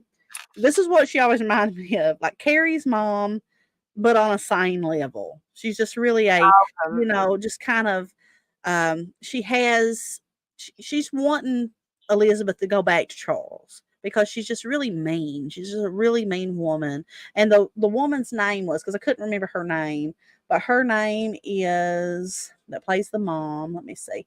Marsha Mason. Okay, yeah. And she just looks mean, but she's really up to do, and just, just really preppy. And, you wouldn't think that, Elizabeth came from this woman. But the thing is that whenever Elizabeth goes back to her old bedroom, she's just laying there, just like really like heartbroken over Charles. What it basically boils down to is somehow she finds an old Jack in a box that her imaginary friend was put into. Mhm. So her imaginary friend is Drop Dead Fred. If you've never seen it, I'm sure a lot of people have already seen it, but Drop Dead Fred got Elizabeth into a lot of trouble, and hence the reason why he's in this Jack in a Box all taped up, because they was making mud pies and putting dog poo on her mom's freshly, steamed carpet, and just getting Elizabeth into a lot of trouble. Got her dad arrested because they were playing burglars, and they went and was going through all the china and the silver and stuff, and the mom and dad were upstairs, and they called the law, which ended up making her dad get arrested. And she always would say, well, Drop Dead Fred did it, but they wouldn't listen to her. So, whenever her mom entrapped Fred and put him away, that was the end of Fred for Elizabeth. So, now she's an adult. She's going through a really hard time in her life again. Because the reason why I believe Elizabeth had Drop Dead Fred as an imaginary friend to begin with is because her mom was really tough on her. She cut her hair off. She just was just really mean to her. Didn't give her any kind of like attention, and when the attention that she did give her, Elizabeth, was really just harsh. She was Mhm. just really. I mean, this was just a little girl, what, like 6 years old or something like that, if even 6 years old, and that's the reason why I believe Fred was in her life. Fred was mischief, he could get her into mischief and stuff like that, and he was getting her in trouble, but he cared for Elizabeth in his own way. He had a little nickname for her, Snot Face, Yeah. and it was really, he was like a kid, and he would get her in trouble, but he was the one that cared for her, and Elizabeth really loved her dad. Her dad was good to her, but I think they, once he got put in jail and stuff, they were, trouble between the mom and dad. But here Elizabeth is in her older days, in her like 20s. She's having a hard time going through this, separation with Charles, her husband. So, you know, if any time was right for Fred to ever come back, would be this time for Elizabeth. So, he's back and she don't want him to come back. She's like, this is crazy. What's going on? And Fred is like, you're not snot face. You're grown up. Ooh, act like she's disgusting because she's grown up, and act like she was disgusting because she got a husband and been kissing and doing the deed and stuff like that. It's really funny. And it's Drop Dead Fred is portrayed by one of my favorites, Rick Mayall. I Yeah. love Rick Mayall. You may know him from the young ones, a lot of British comedies. Bottom. Um, Whenever he passed away, that was really hard because I really loved his style of comedy, especially in the young ones. I love Mm. British comedy. Yeah, the mega bitch, like Chris said. But there's a scene where, the older Elizabeth is sitting at the dinner table, and she's trying to pour coffee. So the mom can't see him. The only person that can see him is Elizabeth, and she's Mm. trying to pour coffee, and he gets her hand, and he starts shaking it, and her mom is like, "Are you okay?" She just sees all this weird stuff happening to Elizabeth, and she thinks she's going through a mental breakdown, Yeah. and Fred is making her throw the coffee, all that, and then um, Elizabeth's mom is like over there, she's standing on the counter and stuff, and he gets down on the ground, and there's a scene where he puts his head in the fridge, and she smashes his head, and he pulls it out, and it's all flat, and he feels Flat. it. Yeah. He said, "The mega bitch squashed my head," and then like blows his finger, and she's sitting there laughing at him, and her mom's just sitting looking at her like she's crazy. And Yeah. then whenever he's on the ground after passing out from blowing his head back to normal, he goes underneath her. But this is bad, but between her legs, Mm. and looks up at her skirt, and then looks at Elizabeth and says, "Cobwebs," just crazy stuff. It's crazy comedy. It's really odd but great. I did Um, not know this, but Chris just mentioned that Rick Mayall is actually also in the opening scene of An American Werewolf in London in the Slaughtered Lamb plot. I didn't know that. I'm gonna have to go back and watch that scene now. Yeah, I didn't know that either. As big of a Rick Mayall fan that I am, I didn't know that at all. But Carrie Fisher is in this. She plays Elizabeth's friend Janie, and she has a boat, and she's sleeping with her boss, and she's bringing him back, and Elizabeth shows up there with Fred, or she's trying to run away from Fred, but Fred finds her there and sinks her boat, and it's just really great.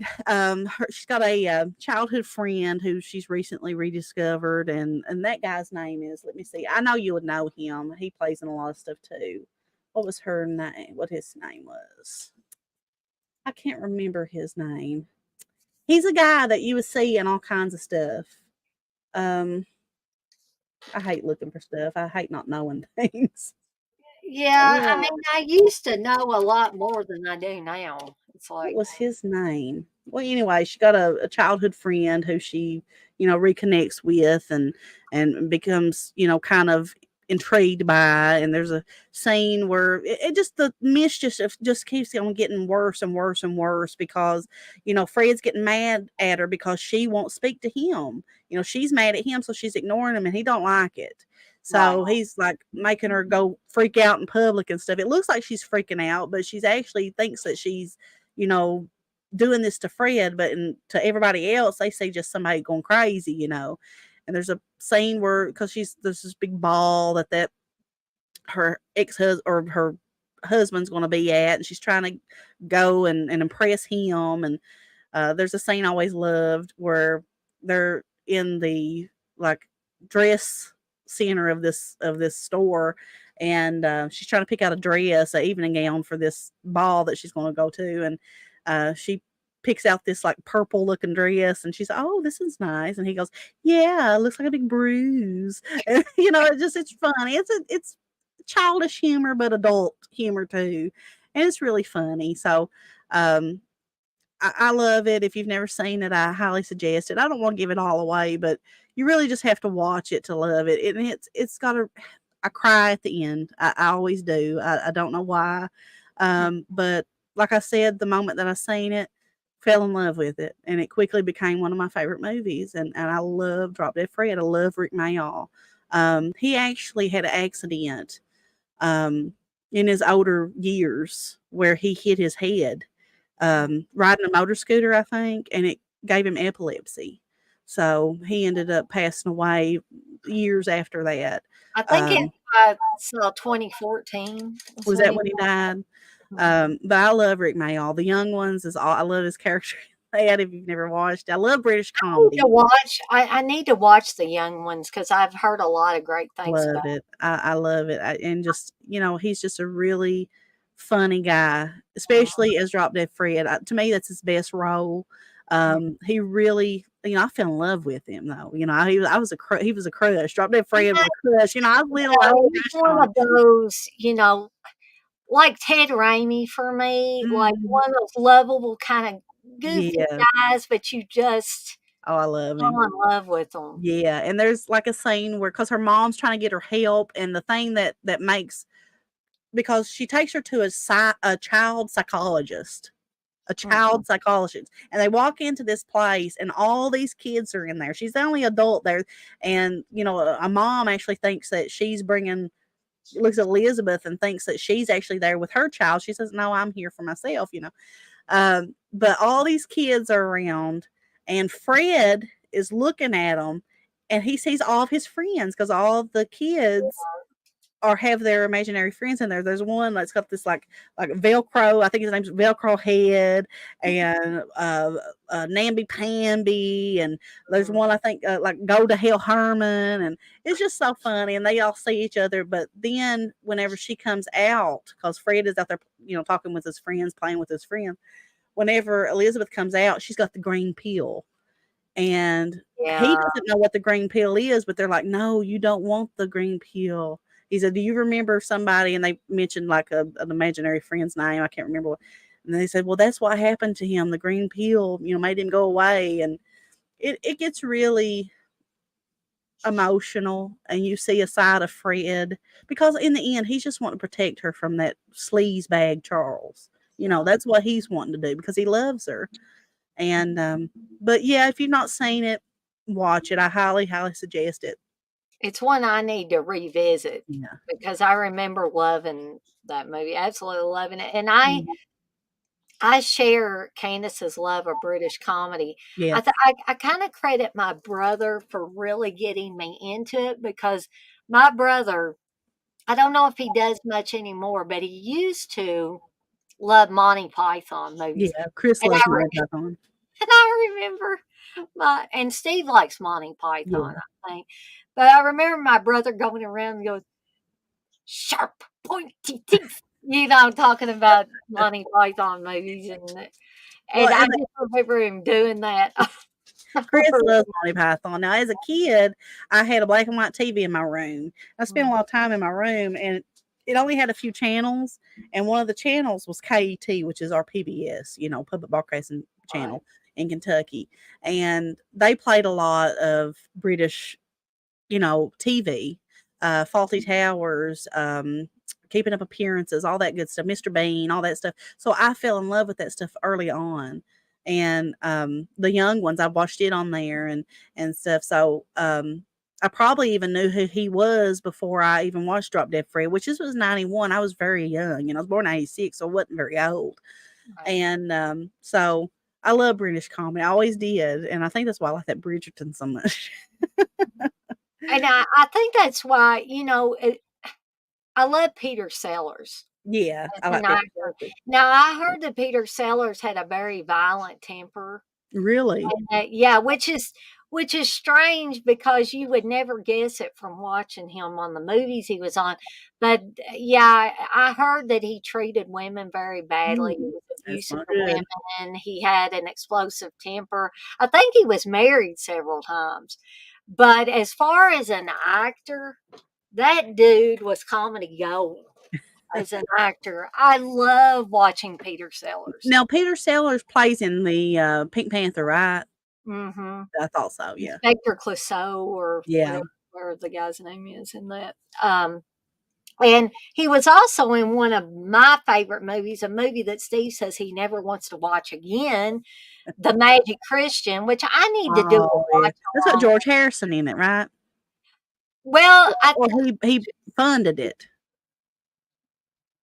maybe I'd have to go back and look, but Help, Ringo was maybe? on it, Yeah, he's in it, and yeah. and I love this movie. I think it's funny, because it basically what it is a rich guy, a very rich guy, played by Peter Sellers, um, adopts Ringo, Ringo is a homeless man Yeah. sleeping in the park, and he gets ousted by. I know this is not really talking about bizarre films, but people might think this movie It's a is bizarre film. I but think. he adopts Ringo and calls him Youngman Grand, you know. His name's Guy Grand. He adopts Ringo and names him Youngman Grand. And they go around and try to show how corrupt people can be if you give them enough money, Mhm. which there's a lot of realistic, the theory behind it is realistic, that Yeah. there are a lot of people that if you give them money, they would do almost anything. So they have a Shakespearean actor who does a strip tease act in front of all these prim and proper old people that are coming to the theater to see Shakespeare, a Shakespearean play. Um, they have these boxers who stop fighting and start kissing each other on camera, which probably wouldn't be looked at as anything, nowadays. But um, they they have a cop eat parking tickets. He was going to give Ringo a parking ticket, and they pay him off, and he eats the parking ticket. And the whole scene before that, where Ringo is doing those isotonic exercises, and he's going, and it's just, I don't know, I laugh every time I see it. Christopher Lee is on this, actually playing a vampire. Uh, John Cleese. I love John John Cleese. Cleese, yeah, I was thinking even John and Yoko make an appearance in this movie. Oh, that's right. Badfinger. There's a Badfinger song in that too. Yeah. Well, there's "Come and Get It," which is a bad Yeah. song, and then oh God, what's the other one? Golly, it's when they're on the train and the priest or whatever this guy is get, or maybe he's not a priest, but he's kind of a grumpy guy. It kind of reminds me of a Hard Day's Night scene where they're on the train. Hey, Mister, we want our ball back. Hey, Mister, Yeah. and they're bugging that guy. Uh, but this guy gets Carry On Till Tomorrow and Rock of All Ages. Rock of All Ages, Yeah. and Carry On Till Tomorrow. Yeah, I'd forgotten. There's at least three Badfinger songs, and I absolutely love Badfinger. I know they have an odd name for their group, but I love their music. Uh, Badfinger. They have such a tragic history. If you've never looked very into it, very tragic. look into it. It's sort of creepy. It's morbid. Yeah, my brother, we always talk we when we think of Badfinger because we talk about them a lot. It's just such a weird turn of events for them, and they were so talented. Oh my gosh, They were extremely like talented. they were like the first, I think, band signed to the I Beatles think record. Apple, yeah, I think they were the first band signed. Yeah. But yeah. Yeah, I won't get into their tragic history here, but if you wanna read up on them, it's as Candace said, it is very, very tragic. I was trying to find what I was looking for, Dana, was I was trying to find what George Harrison I could have sworn that I had read that he helped fund that or something like that. I can't remember, but I can't find anything on it now. I Yeah, don't know. I don't know. Maybe I'm just going but it says here, it says, guests seen boarding the ship include John Lennon, Yoko Ono, Yeah, Jacqueline Kennedy. Um, so they are all played by lookalikes. it looks like them, but yeah. So they kinda make an appearance, but kinda don't. Kinda don't, yeah. So, It's been so long since I've seen that. I've probably seen that probably a good probably 20 years ago. mhm. I can't remember how long. It's been a long time. I Well, rented it, and I was like, "What is oh, this?" wow, you rented I think the first time I watched it, I caught it on satellite. Oh, When really? mom and dad got satellite, I was just, channel surfing and came across this, and of course, it had Ringo in it, and I was like, I'm gonna sit down and watch this. But I think as bizarre and strange as Magic Yes. Christian was, I think that movie Candy, have you seen the movie Candy? And it also has Ringo on it. That Let's one's see. most bizarre. That I think that one might be more bizarre than Magic Christian because these guys are all lusting after this girl named Candy. I That's don't think I've seen that one. and I But I'll tell you one that's weirder than that is with okay. Dennis Quaid and Ringo, and that's Caveman. Oh yeah, I've seen that. Him and Barbara Bach, his Yeah, wife, are in that one. Yeah, I rented that one as well, and I was like, ugh. I laughed at it, but it's not one that I've returned to a bunch of times or anything like that. At one time, I was trying to watch everything that Ringo was in. Yeah, I think this is one that I've not seen with Ringo in it. Um, I think Candy he plays a Mexican gardener, which which is odd. An English guy playing a Mexican gardener. yeah, yeah. I think I've looked up like clips from it a long time ago or something like that, but because I know what it is, but I don't think that was one I was ever interested in watching. But Candace, you want to give a rating for Drop Dead Fred? Oh yeah, 5. I thought you would give it a 5. So Candace gives Drop Dead Fred 5 Deadites out of 5. Mhm. And if I was rating it, I'd have to give it 5 Deadites out of 5 too, because I love that movie. I actually need to buy a copy of that movie because I don't think I may own a DVD, but I'm not 100% sure Mhm. of that. And even though that it's kind of got like, because back in the day, kids stuff had stuff in it that, you probably wouldn't see today. But I wouldn't mind letting kids watch it. Not my kids. I mean, Noah's seen it. My nephews have seen it. They love it. But it does have some scenes in it but you just have to make your own, I guess, determination if that's something that you want to let your kids watch or not. Right. I don't see nothing wrong with it, but I'm I different than other people. Yeah, I don't either. I mean, stuff nowadays has more in it than, stuff from Yeah. back in the 80s and early 90s. I mean, it just it just does. And it's more overt. It's not I think stuff like that was in things like Drop Dead Fred was kinda Mhm. in the background. You either caught it or you didn't catch it. Yeah. Chances are kids back then didn't catch that stuff No. until later.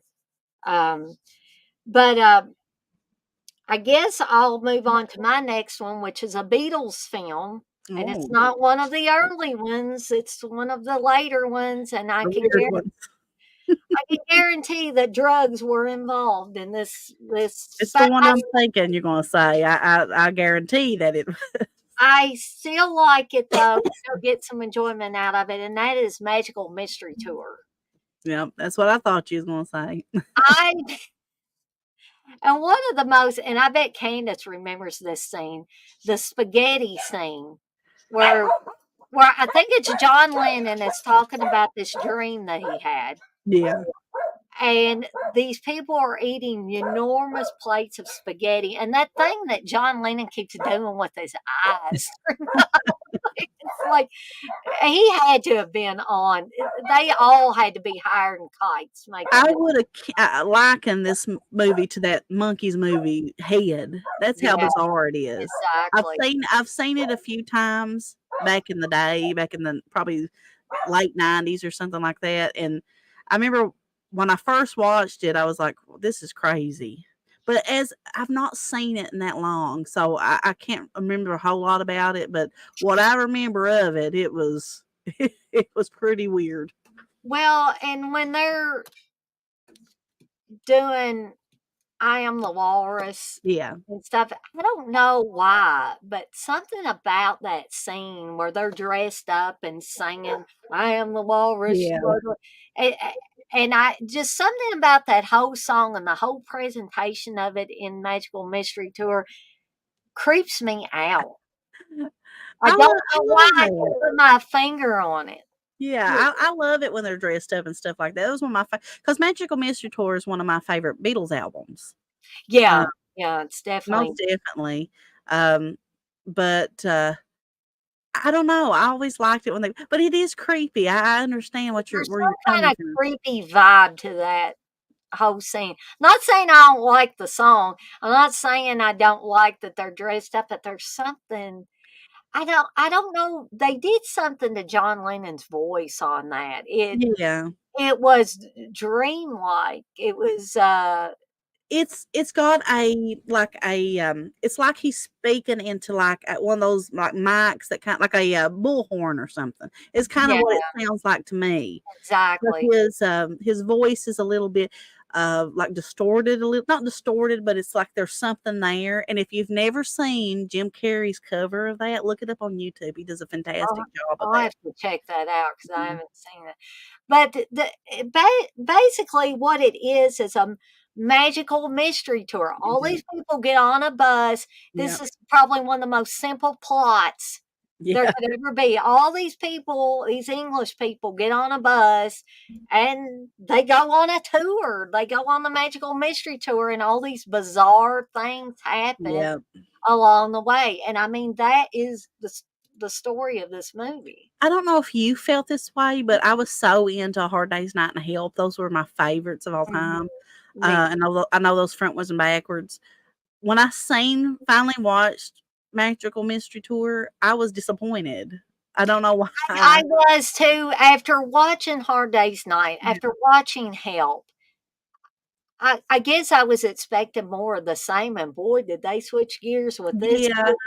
It just didn't seem as I don't know, it's like the production was not there that in the other 2 films, which you could use A Hard Day's Night and Help as bizarre movies because they are bizarre movies. Mhm. But, I don't know, they were more lighthearted. This seemed more, heavier.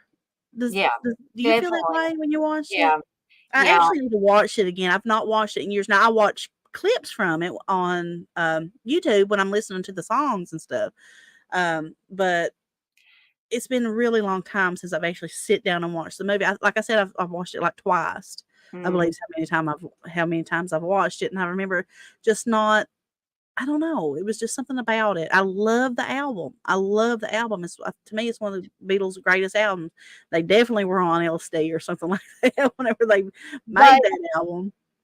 for people that don't take LSD, because me and Candace don't take LSD, the album was still enjoyable. I was Mhm. still able to get something out of it. There Yeah. was still creativity there. Yes. Blue Jay Way was a great one by George Harrison, Baby You're a Rich Man. Yeah. I love it. Strawberry Fields Forever. Oh, I War. absolutely that's one of my all-time favorite Beatles That songs. was my Papa Donnie's favorite Beatles song was Strawberry Fields Forever. Um, but, you know, as always, you know, yeah, the album is a classic, but I don't know, it just to me I don't know. It's kinda like that movie Head. It was just weird. It was bizarre. It was out there. But maybe taking a look at it now, Mhm. maybe I might like it better. I need to actually watch that. I need to I watch need to it. go back and watch it again. I think probably the reason why A Hard Day's Night and Help were so lighthearted and kind of whimsical and all of that, Yeah. even though they were trying to kill Ringo and Yeah, help and get that ring off of his finger. Um, but I think that was just a lighter time. it I mean, was. early to mid 60s. Mhm. But then by the time Magical Mystery Tour rolled around and Head and stuff like that, we were getting into Vietnam Yeah, era stuff you're and right. all of that. And I just think the atmosphere was just darker. It And was they were getting weird. heavier into drugs and to, experimenting more with their sound, The musical side of it, it really worked out well, getting into that deeper, darker sound, getting into that, using the drugs or meditation, whatever they use to, become deeper within themselves. It came out in their lyrics, came out in their songs. Even the animosity that the band was starting to have for one another, growing tired of one another. Even that came out great in song. Mhm. But, in I don't know, it just was bizarre. I don't know. I Mhm. don't dislike it though. Don't think that. I like Right, it. I love anything from the Beatles. I love anything from the Monkees. right. But it just on a level of what I was used to, it was very different. Mhm. Yeah, it was very different for me as well. Like we said, we watched Hard Day's Night, we watched Mhm. Help. We had seen, we didn't see the performances as they were happening. For Yeah, me and Candace, we saw this years later, but we were able to see those early yeah, performances due to those things being filmed and all of that. So we saw that whimsical, brighter, lighthearted. As Blissful said, she says, "I feel it was with the time things were dark, while the earlier films was more lighthearted." yeah. I And agree with that. I think we had been kind of pre-programmed to, oh, Beatles, oh, the Yeah, Monkees, it's going to be this lighthearted, kind of silly type of stuff, and then we're like, whoa, yeah, this is going into different territory. And so, like Candace, the first time I saw Magical Mystery Tour, I was like, yeah, I don't know how I feel about this. This yeah, isn't like the other stuff that came before it. I had to let it sink in a yeah, little bit before I could really appreciate it. yeah. Um, Blissful says, "Was that when George wanted to have a harem?" I can't recall. Probably. It probably was, but I can't can't recall. I'm sure he did at one time. It probably was. Mhm. Um, but like the Beatles, like people were because they were rapidly changing. You was getting albums like Sergeant Pep's, and that was a lot different than anything else. Which one of the greatest albums of all time. If you sit back and look at it. And then here comes Magical Mystery Tour, and just they're just putting out all kinds of just a different sound anyway. So I wonder how people back then, since I wasn't born back then, I don't know. I didn't get to experience it. I actually talked to one of my friends who actually got to experience the Beatles in their Beatlemania. And she actually told me, she said during that time when they started coming out with these, you know, different sounds, um, like with Sergeant Pepper's and the Magical Mystery Tour and just getting deeper, even to Abbey Road, stuff like that. She said that you either had people who loved it or you had people that were really put off by it. And she says she was one that loved it. She said that it as they were getting different, a lot different. Because look, you're looking like you're taking like the Backstreet Boys. Let's say the Backstreet Boys. This is the only way that I can describe what she meant when she said this. Take the Backstreet Boys and years later down the road, change their music into dark heavy metal. That's kind of Yeah, what they were experiencing back then because music was so one way back then that they were hearing sounds like from the Beatles and stuff that was getting deeper and darker and heavier and more experimental and stuff, that this was just mind blowing to some people, and some people couldn't handle it. Just like whenever Marty McFly went back to that prom and or the dance or yeah, whatever, they and were like, Camping Under the Sea dance, and they was like, you know, well, you're not ready for that, but your kid's gonna love it. So yeah, there exactly. you go. I've So been wanting to go back and watch Back to the Future here lately. yeah. Um, and I think Steve got me. I think he got me that set on 4K. I need to, go back and watch that. Um, Blissful says I'd like their music better. I like the little emoji she's got there. The Beatles are my favorite band, so, of all time. I've been my favorite band since I was 7 years old. Mhm. So I love everything they do, but some stuff is just more special than others, I guess, is what how Right. you agree, Dana? 'Cause I know you're a mega Beatles fan as well. Yes, yes, I have to agree with that, and, one of my favorite albums that they did, I mean, I love Magical Mystery Tour, I love Sergeant Pepper's, I love Abbey Road, but, the White Album was probably my Oh, favorite definitely. album, and that might sound a little cliched to say No. nowadays, but I absolutely love the creativity that's in that album. Rocky Raccoon is one of my favorite songs by the Beatles. I love it. My brother loves it. I think that is his favorite song. Now, my favorite song by the Beatles is "I Should Have Known Better" by, From A Hard Day's Night, and that's my That's favorite a album good of all time. one. Um, so it's my favorite song of all time, favorite album of all time. And some people may say, well, that's a popular album, then so liking the White Album is no different than that. I Mhm. I don't think I so. mean, some people would laugh, but I like all the songs on the White Album, Yeah, but I have fun with "Why Don't We Do It in the Road." I don't know why. I mean, maybe because the connotations of it, but it could mean anything you want it well, to we be. know what Paul means whenever he's singing it, so it ain't so Yeah, I know what Paul McCartney means in that, just, but you could, I guess I should phrase it like this: you could apply that theory to different things. Why don't we protest about something? Why don't we yeah. bring about awareness about something? Yeah, I know exactly what he was talking about. But I even like to say, like, I would like to, I'm not trying to embarrass Steve if he is still in here, but I would just like to play around with him and start singing that song when he come home from work one day or something, There just you to do go, the there you song, go. you know. Just He have it stuck on your speakers at home, just just blast that song from the White Album. your neighbors be like, "What are they doing over there?" Yeah, let's go look in their windows, see if they believe me, you don't wanna do that. Um, Blissel says she meditates to Across the Universe. It's an Mm, amazing experience. Oh my gosh, Across the Universe is fantastic song. yeah. Um, but so, I am going to go away and I gotta run the restroom again. I'm so sorry, folks. I hate to keep doing this to Candace, but if she's got another one she can start talking about, I'm gonna get a refresher on my drink and run to the restroom, and I'll be back.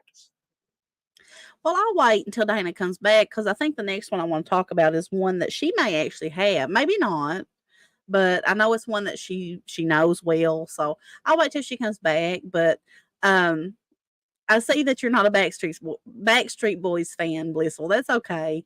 Um, I was, right in the right age when the Backstreet Boys and NSYNC and stuff like that came out, so, I was really big into them. Still am, I like the Backstreet Boys, I love the Backstreet Boys.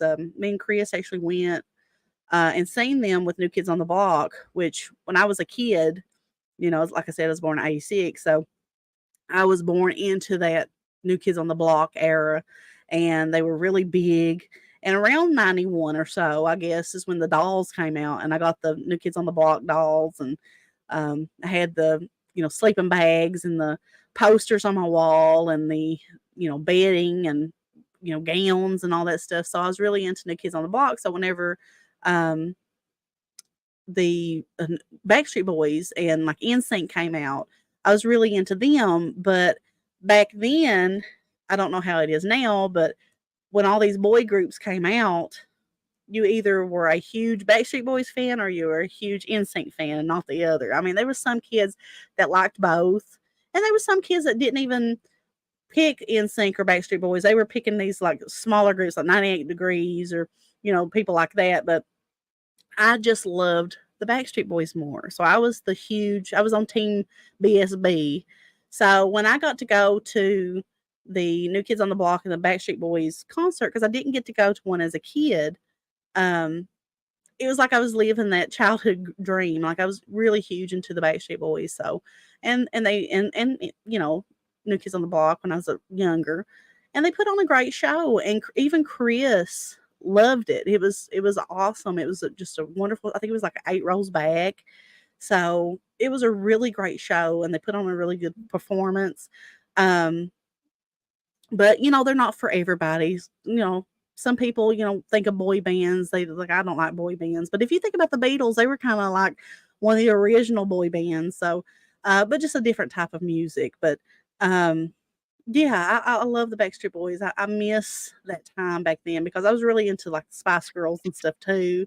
And so that was a great time back then. Um, But I see you say that you were completely in love with Duran Duran. Now that is my mom's music. That's one of her favorite bands. She loves Simon Le Bon. So yeah, she's really into Duran Duran. So that's her type of music I that didn't I. know that about your mom. That's Oh interesting. man, my mom is 80s through and through. The Outfield, Duran Duran, Prince.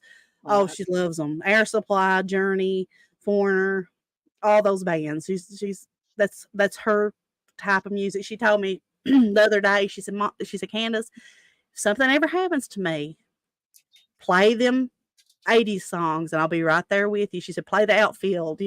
Josie's on a vacation far away. We could have a sing Wishing along with this. if she's watching this, she's like, "There's my song," you know. But yeah, that's her type of music, and Duran Duran was one of them. That was her. I found her box when I was a kid, like of stuff, and she had like those old like Teen Beat type Oh magazines with like wow, Duran yeah, Duran on the front. And she loves Prince. Like Prince is her big, one too that she loves. But yeah, that's why I like a lot of 80s stuff. Huey Lewis, all that good stuff. yeah. Love it. But yeah, I didn't start talking about the next one because I figured this you may have this one on your list. Oh, did I not give my rating for Magical Mystery I Tour? don't think so. No. Okay, I'm I'm gonna give it a 4 real quick. Sorry to interrupt you, Candace. I Oh just no, want it's to make sure I okay. get my rating on that. There we go. But I didn't know if you had this one on yours, but even if you don't, I know it's one that you could probably describe better than I could. Because you know how to describe stuff, and I know it's one that you know, but it's Tourist Trap from 1979 Oh yeah, I don't have that on my list, but with Chuck Connors. Yeah, mhm. that's a it's just a weird one. It's weird to see Chuck Connors in that role anyway, because you know him from the western side of stuff. So, and what was that he was in, Chuck Connors? Lord, if my mom's watching this, she's like screaming it at the. Right. She's like, it's this, Chuck Connors. Yeah, My gosh, the Rifleman, duh. yeah, the My right. dad loved the Rifleman. My grandpa and See, grandma my and mom. dad could have probably named that off if he was here. Yeah, but they love the Rifleman. So I grew up seeing him as the Rifleman, and you know, seeing him in this role because he was a big guy. I don't know how tall he was. I don't think it says here, but he was a tall guy. Yeah. Did So you he know basically, that he played baseball at one time? yes, he did. He played baseball. Yeah, I don't know what team. I probably could I find forget out. which team, but Brooklyn Dodgers, Chicago Cubs, okay. and then the National Basketball Association, the Boston Yeah, Celtics. that's right. Yeah, I think My I remember gosh. Joe Bob talking about all that when he showed Tourist Trap. That's crazy. But it's just basically a film where these man and woman, they like get a flat tire and they go to this like little not a convenience store, it's like a gas station, right, Dana? It's called Slausen's Lost Oasis or something. Yeah. It's kind of like a wax museum It's and like out in the middle of the desert, isn't it? yeah, out in the middle of nowhere, basically. Yeah. So they it just a lot of stuff starts going on, and um they are like in this roadside museum, and in this museum there's like a bunch of like mannequins. It's like really weird looking stuff and These are creepy some looking stuff. yeah, it's very creepy, these men. Very creepy, and you see this like killer going around, and you really don't know who it is and stuff like that, and they got like these powers that they can uh, do, and they're trying to run away from them. It gets really, really odd. And I remember the one. I don't know why it makes me feel claustrophobic. But whenever the one guy is in there and he's like walking through those halls with all those mannequins and stuff, it just feels like closed in because they're trying to not let the killer see him. Yeah. And we finally figure out who the killer is. I don't know. Maybe you can describe it better, Dana, than I do. Well, you mentioned claustrophobic scenes. I wanted to address that first because this movie has several claustrophobic scenes, Yeah. including one obvious claustrophobic scene where the killer slowly puts plaster on this girl. And Yeah. I'm like, because I'm extremely Yes. claustrophobic. And I mean, he's doing it painfully slow and Mhm. he's telling her step by step what's going to happen to her until he's going to close off her nostrils and she's not gonna be able to breathe anymore, Yeah. and she's heavy breathing and stuff like that, and yeah, that's gonna make he's very slowly and methodically saying, "Yeah, first this is gonna happen, then this is gonna happen, and then you're gonna suffocate because Yeah. you're not gonna be able to breathe at all," and I'm like, "Oh god, make it stop." 'Cause Yeah. that is another fear I have of either drowning Yeah. or being buried alive or something. That just terrifies me. And I didn't used to be claustrophobic, and neither did my Oh, dad. I Now always he is, was. and I'm terribly claustrophobic. Yeah. There's, I'm so claustrophobic that sometimes, and I hate to do this to Steve, but he'll want to hold me. He'll be Yeah. Yeah, holding I me don't like like that this. either. I'm like, I love you, hon, but I No. gotta get. You gotta let me go. Yeah, I'm very, very claustrophobic. That's like one of my biggest fears is claustrophobia. And Chris, we are talking about tourist trap, Mhm. yes. Um, so yeah, if you get claustrophobic really easy, this film is one to kind of, maybe avoid if it's so bad Or that you can't watch stuff like that. But um, the dog pile of mannequin scene where the mannequins all fall on the one yeah. character, that's claustrophobic too. And plus you got these little like hallways with all these mannequins. It's just really weird. And but to say that it is a weird, odd film, eccentric film, but I love it. Oh, me too. I love it, and it's not like the best quality or anything like that, but it's a great film. I think, and just seeing Chuck Connors take on this role, and then because you find out some stuff at Oh, yeah. finally, Mhm. and you're like, wow, especially if you're used to seeing Chuck Connors play a role like the rifleman, Yeah. and then you see him in this, you're like, this is crazy, but in a good way, I think. And there's a little bit of telekinesis going on. Yeah, he's got these powers, these like telekinesis powers, and it's really, really, I don't know, And the it's a character strange that film. the character of Slauson that Chuck Connors Yeah, plays is just so bizarre and off the it wall. Like is. where he's telling them about when he's showing them the wax museum, Mhm. and he says Custer and what does he say? Custer and somebody couldn't get along, and he's talking about the wax statues. He said, "So I Mhm. had to separate them." It's Yeah. like, what in the world? And you kind of feel like these mannequins are alive, It's just really it gives you that eerie feeling. Mannequins are creepy anyway. Yes, they are. And you hear So, did you notice the really, kinda subdued I think Joe Bob mentioned this when he was showing it on the last drive-in, but you hear a whispering on the soundtrack, and it sounds like it's far in the distance, yeah, but it's so creepy. It's subtle, and it's creepy. It's like, yeah, did I just hear somebody talking? yeah, Where is yeah. that coming from? And that adds to the creepiness. And Chris is right, I've forgotten about that, but Oh, Linnea Quigley plays one of the mannequins in the scene. So, she's uncredited in that role. So yeah. that's really, cool too. But I don't know. I just think that and didn't um what's his name? You I don't talking know. about the director? No, didn't Charles Band have something to do with it? I believe he did, like, funding it or something, but I was gonna say that David Schmoller directed it, and David Oh yeah, Schmoller did Puppet Master, and he yeah. also did Crossface with Klaus Kinski, which is another creepy film to watch. Oh, okay. It says that Charles Band, it says Schmoller co wrote the script with J. Larry Carroll, who served as producer for the film alongside famous producer director Charles Band. Okay. So Yeah. he was the producer, yeah. Yeah. Chris Yeah, says Chris said. Charlie was the producer. I thought I had seen that somewhere, and I was like, isn't that? So yeah, I highly recommend it if you've never seen it. I'm sure that most people here have seen it. I mean, it's pretty popular within the horror community, I believe. Mm, Wouldn't you say? yeah.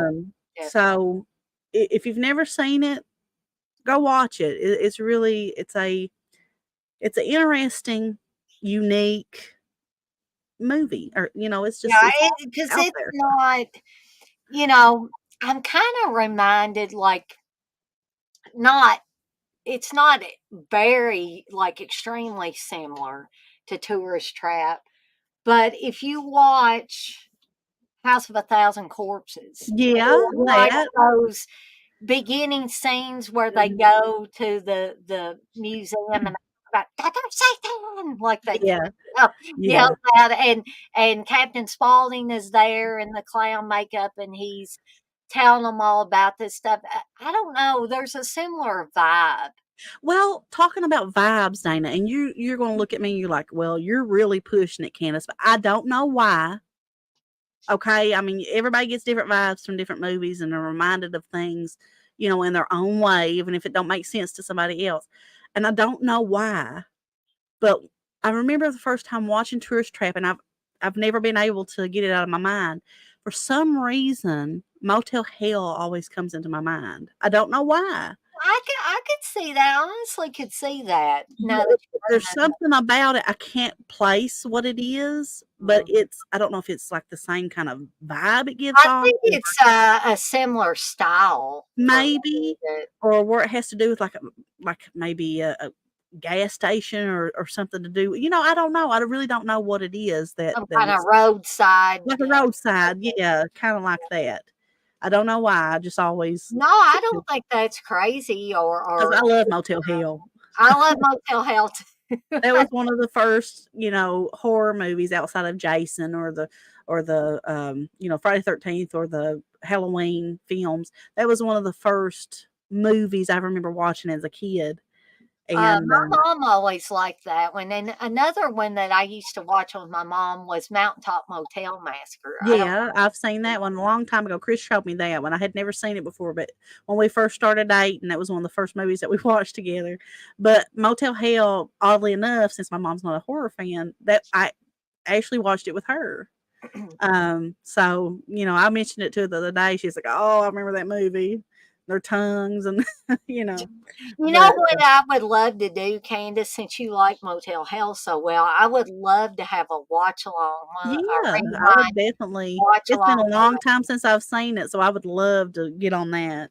So I'm Um, gonna put that in my wheelhouse for us to do. okay, Now I did one, it's been a while back though, so I'd love to do a rewind version of it and have you yeah, on there. And so that'd be Chris great. Chris says Pino Donaggio did the music for Tourist Trap. He is correct. He also did music for several Brian De Palma Yeah. films, including Carrie, and he also did music for Piranha and The Howling as well. And Chris is definitely correct on all of that. I had forgotten that Pino Donaggio did the music for Tourist Trap, which I'm glad Chris brought that up. Um, so Candace, any additional things you want to bring up about Tourist Trap? Or are you ready to give your rating I, on that? I'm ready to give my rating. Only other thing that I could say is, if you've not, like I said a while ago, if you've never seen it, highly recommend it. Especially if you're really into bizarre things. It's so bizarre that it's like has no plot or nothing, but it is a bizarre film. Just to do with the twists that it has and the mannequins and all that good stuff. But I don't know. I think I would give this a good solid 4. If you did halves, I'd probably give it 4.5. So visualize a half there, folks. I promise. I really, if TJ's still in here, he's going to say, "Get that half." I know. I know. One day when TJ was on the live stream with me, he had actually drawn a half dead eye and he was holding it up. But yeah, I would agree with that. I mean, It's a good movie. yeah, it's a fun one to watch if you can stand the claustrophobic scenes, Yeah. and I'm extremely claustrophobic. You know, I'll still watch it, but that one scene where he's putting the plaster on the girl Yeah. does make me wince. Because, even watching, like, actors do that, like, get prosthetics made and stuff like that, Oh, always made I was like, "I could never do that." If I was an actor, there's no way I could had something like that done. I would just be freaking out. now I always wanted to do that to somebody else just so I could make like a fake head or something like that. Because I was really into special makeup effects at one point. And that just reminded me of something, Dana, and you're like, "Oh gosh, Candace, why'd you bring that up?" But it just reminds me of I wonder how, people the rock stars felt whenever the plaster caster, 'cause remember that famous story about Jimi Hendrix and she forgot to put And glue. Cynthia Plastercaster. Yeah, and it got stuck, and she had to demold it and pick it hair by hair. Yeah. Um, just wonder how claustrophobic he felt in that moment in a different Yeah, way. yeah, because I mean, that's his member. Come on. It's like, it's, She was the famous Kiss did a song, for yeah, her. So there you go. they most certainly did do that. Um, yeah, I don't know. I call Cynthia Plastercaster. I don't mind that Candace brought her up, but I call her one of those groupies. I'm sorry. I just Well, she was, I'd say. her and here's one even grosser than that though. Did anybody ever hear of the Butter Queen? David Cassidy talked about her in his With book. Led Zeppelin. Is she the one that did that with Led I Zeppelin? I don't know, but I know that David Cassidy had, I don't know if you'd call it a fling or what, an encounter with her. Well, there's like this story, and I'm just gonna say this, and I won't go any further. There's a Led Zepp story Mhm. with that involves some fish. I don't know if she Oh, has anything to Blissful, do with it. do you know the story? Candace, I Blissful knows a lot of stories. I won't go no further than that, but I So don't know. Blissful has told me this before about Cynthia Plastercaster. She said she casted my ex. She said I loved her. I mean, I didn't know her personally, so I really don't have any room to talk. It's just that I don't know the thought of somebody just going around making casts of rock stars' penises. I don't I get find it. it fascinating. I find it fascinating. I just think that it's hilarious. If you sit and think of it, it's funny. I mean, because who would have thought to do that? I mean, it's just like, did you learn this in Why would you want school? that And either? Why? Can you imagine opening up a closet? Yeah, there's Jimi Hendrix penis there. There's so and so's penis there. I don't know. Uh, Blitzel says she does know the story. She said, oh, "I the know Led the Zepp story." story. Oh, well, did it involve the Butter Queen, See, I Blissful? don't know if it's the same person or not. I mean, it's just I don't know. It was a weird, See, but I'd love to have Blissful on here if I could ever get her on camera so she could tell all her, well, what ones she's allowed to tell as far yeah. as behind the scenes rock stories. That would be fantastic. We'd probably have 1,000 people in here that night. She was telling that stuff. We're getting a little off the deep end here, Dana. Yeah, yeah. I'll have to get us back on track That's here. my fault. I'm sorry. No, it's fine. It's fine. I don't care. That's what makes these shows so unique because you don't never know what we're going to interject into these. It's okay to get off topic sometimes. Um, so I guess I'll go ahead with my next one, which I had to include a David Lynch movie in here because David Lynch is known for. Blissful says the Butter Queen was one groupie I couldn't like. Um, so I'm going to mention Eraserhead tonight with Jack Nance on it. I mean, first of all, this movie was beautifully shot in black and white. And I love David Lynch's style. I really, really do. I like pretty much everything that he's ever done. Um, and Eraserhead's going to be a hard one for me to describe. So Jack Nance plays this guy who is having more than a bad day. He's having a bad year, I think, because his relationships don't go well. He causes a woman, well, he gets a woman pregnant and she gives birth to, I'm trying to be nice about this, but a very deformed child. It doesn't Mhm. even look like a child and it cries all the time. Like it's almost annoying how much this poor child, this poor baby cries. And it's heart-wrenching too. As bizarre as the movie is, to see Jack Nance's character trying to take care of this pitiful deformed baby who cannot tell him what's wrong with it. You know, it just cries day and night, cries.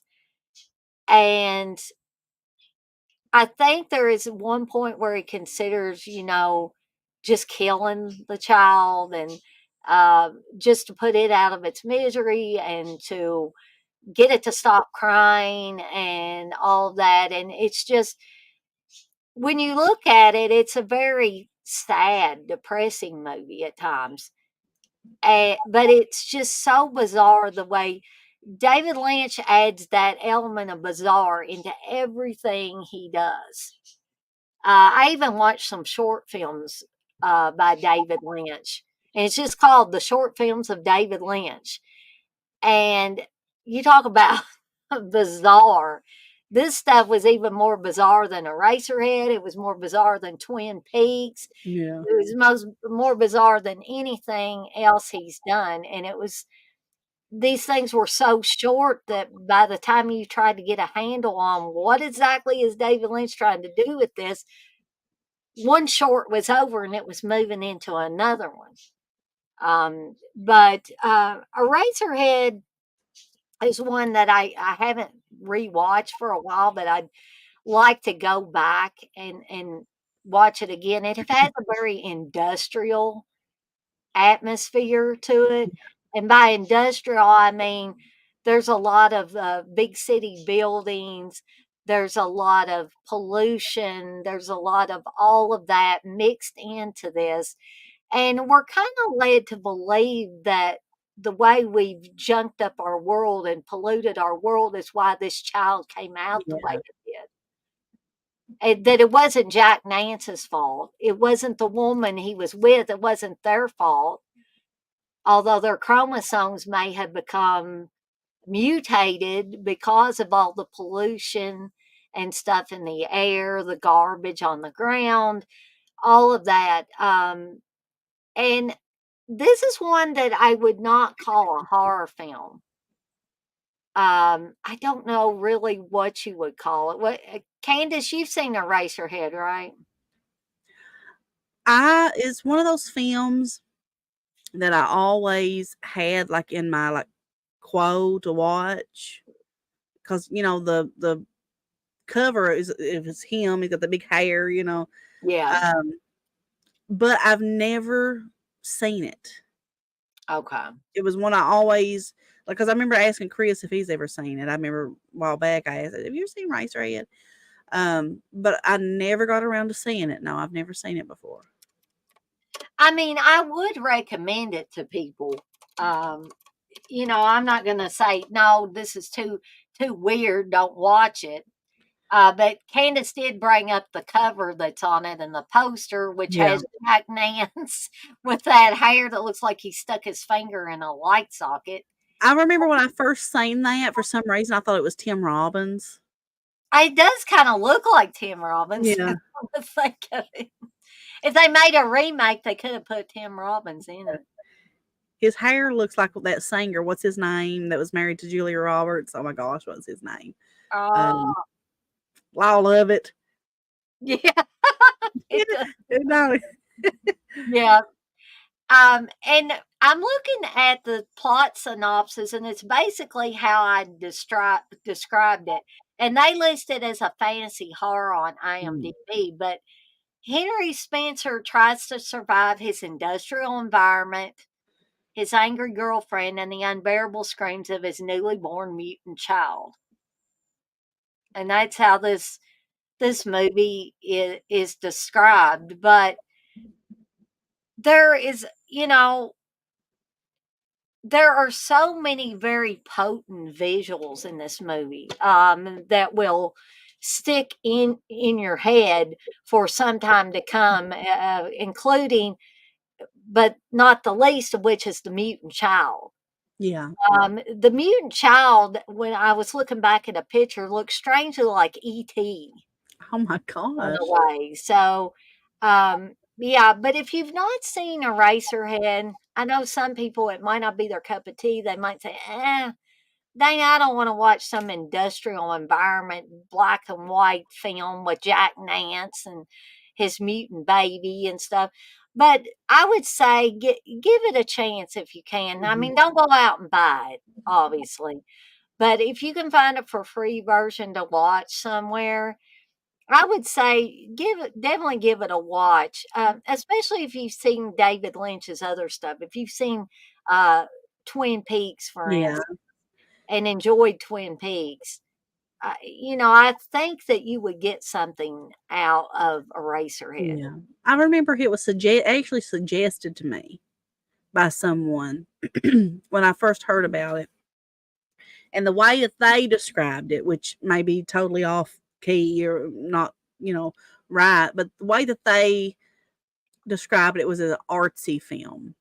It was artsy, very artsy. Yeah, and I could see people saying, yeah, artsy fartsy, not, and on that level, it might not be people's cup of tea, but I still, if you can find a for free version, I'd still say give it a try. Yeah. See if now you might turn it off after 15 to 30 minutes Well, too. if you're used to David Lynch stuff, which his stuff does have, like, artsy stuff in it, just like some of Stanley Kubrick stuff, the way that I see artsy, like, a 2001: A Space Odyssey, it's kinda artsy. There's, like, dreamy type sequences and, like, just weird type stuff, but I like that. I like that style and stuff. Even if you look in, like, A Clockwork Orange, it's got a Oh, artsy type yeah. vibe to it, as in the way that it's shot and stuff. But David Lynch I like his stuff, Oh, yeah. so I'm sure that it's shot in a way that is, at least watch it one time and make your, you know, see how you like it. So it's one of those ones that it's always been, at my radar, but just it kind of stays underneath it. I've not ever actually sit down and watched it. Chris says all of Wes Anderson's films are artsy, and I love Mm, every single one of yeah, them. he Yeah, likes Wes Anderson. I think my cousin Jed likes Wes Anderson films as Yeah. well. I've never been really into his stuff. I've never really even I think I've just never been interested. That's why I've never watched. Doesn't mean that they're, you know, not what I was something I would like. It's just I've never sat down and watched them, but he loves them. He's always talking about Blissful says 80s women can completely understand that hair. them. Yeah. Yeah, because I mean, in the 80s, women were teasing their Oh, hair. yeah. Well, I remember even in the early 90s, my aunt, she would Oh, tease it up higher. They called her a rooster comb because she would make it so high. So even in the early 90s, they were, I don't know anywhere else, but they were here in Hansford. They were teasing it up as high as they could get it. well, teasing your hair and the guys having mullets and, Yeah. all of that stuff is There's just, still people's got mullets around here. I'm sure there's people in Hancock County that still got mullets where I'm Yeah. from. So, Well, I believe there's some country singer that has a mullet now, and everybody's got mullets. So I'm like, ugh. But Please. now, now we're just in a phase where it's not really retro, but it's do whatever you want, whatever style that you want. Yeah, Create your Chris own is new style. yeah, but Chris is right. That's something that they would always say: the higher the hair, the closer to God. There's like tease it higher. I mean, my aunt, seriously, literally, this is no joke. She would tease it so high. I mean, it was probably a foot long top of her head. I mean, it was crazy. I used to know this lady, Martha Kelly. She used to drive a school bus in Hancock County way back when. But everybody always used to joke about her hair because they would see her in Walmart or something, for instance, and she'd have her cart full of hairspray. And Oh that yeah, was the only way she could keep her hair up in this. that was my Wasn't aunt. a beehive, but it was just who was standing on top Yes, of her head. Aquanet extra hold. I mean, she would spray. I mean, literally, Dana. I remember her bathroom, and I remember when she lived at home. I mean, like I think they used to get onto her because when she'd spray it, it would leave a film, and there would Mhm. be so much of a film of that hairspray falling like down on the counter and stuff that you could peel it off. That's no lie. I mean, I remember peeling it off. I'm like, what is? Why would somebody want to put that in their hair? But I remember somebody telling her one time said, "Don't go around an open flame," because I mean, No, all gosh, the I think they stickers and used to say that about Martha Kelly too. Don't light a cigarette or anything around her. Fucking flame. you go, whoop, it just blow right up. It'd be crazy. Yeah, Kid from Kid and Oh, Play, he had some that hair, from didn't he? Oh my um, goodness. Whistle says I used Aquanet until I discovered Freeze, and I get paper cuts from my hair. Oh my goodness. Oh, Whistle could tell us a lot about that 80s hair. I remember Paul Stanley reading something of him one time, and he said that he used Aquanet. So that's what all they would use was Aquanet to get his big I can hair. imagine. I can imagine Kiss just. Yeah, just spraying the hair, especially Paul Stanley. Yeah, that's a big hair, Oh my gosh! So, Yeah. Oh beautiful wow. hair though. Yeah, I wish I had that hair Me actually, too. or that hair that they had back then. But um, so I'm gonna if Candace is I've lost track of how many she had now, but if you've got another one you want to talk about, Candace. Yeah, and I'll briefly talk about these. It's actually two, but they go, one right after another. One's a sequel. Not going to go into no detail in them or anything like that, but it's just something I wanted to mention, which is Weekend at Bernie's. Oh, And I was we- actually thinking about Weekend at Bernie's. yeah, Weekend at Bernie's and Weekend at Bernie's 2. I think Weekend at Bernie's came out like in 88, 89, something like that. You can look it up. And then Weekend at Bernie's came out a few years later, like in 92 or 3, something like that. So I actually like the sequel a lot better because it deals with some really cool stuff. But if you've never seen Weekend at Bernie's, it stars Andrew McCarthy, and I think that guy's name like Jonathan Silverman or something like that. Oh And yeah. Terry Kaiser plays Bernie. And I think is it What's Catherine? the guy's name that's trying to kill Andrew McCarthy and Jonathan Silverman because he said, "I hate Bernie's friends." He's on Yeah. Return of the Living Dead and stuff. Gosh, I'm Oh, forgetting. Don Calfa. Yeah, Don Calfa. Yeah, I love that I've guy. met Don Calfa. That was one of my favorite celebrity experiences. I wish I had met So, him. yes, so amazing getting to meet him. Just one of the nicest guys ever. So I love anything that Don Calfa's in. But Don Calfa, he plays Paul. He's like this, Mhm. guy getting after him. But what it is that, and Catherine Mary Stewart's in it Yes. in the Mhm. first one. So they basically what happens is that Bernie is Andrew McCarthy and Jonathan Silverman's boss. Now, what did he say? Troll Forget. 2. Yeah, he's disappointed because we didn't mention Troll 2. Hey, there's more time to mention Troll. Yeah, we We could talk can do about Troll another one. 2. But I'm gonna look up Weekend at Bernie's because I forget what they're I don't want to keep on saying Andrew McCarthy and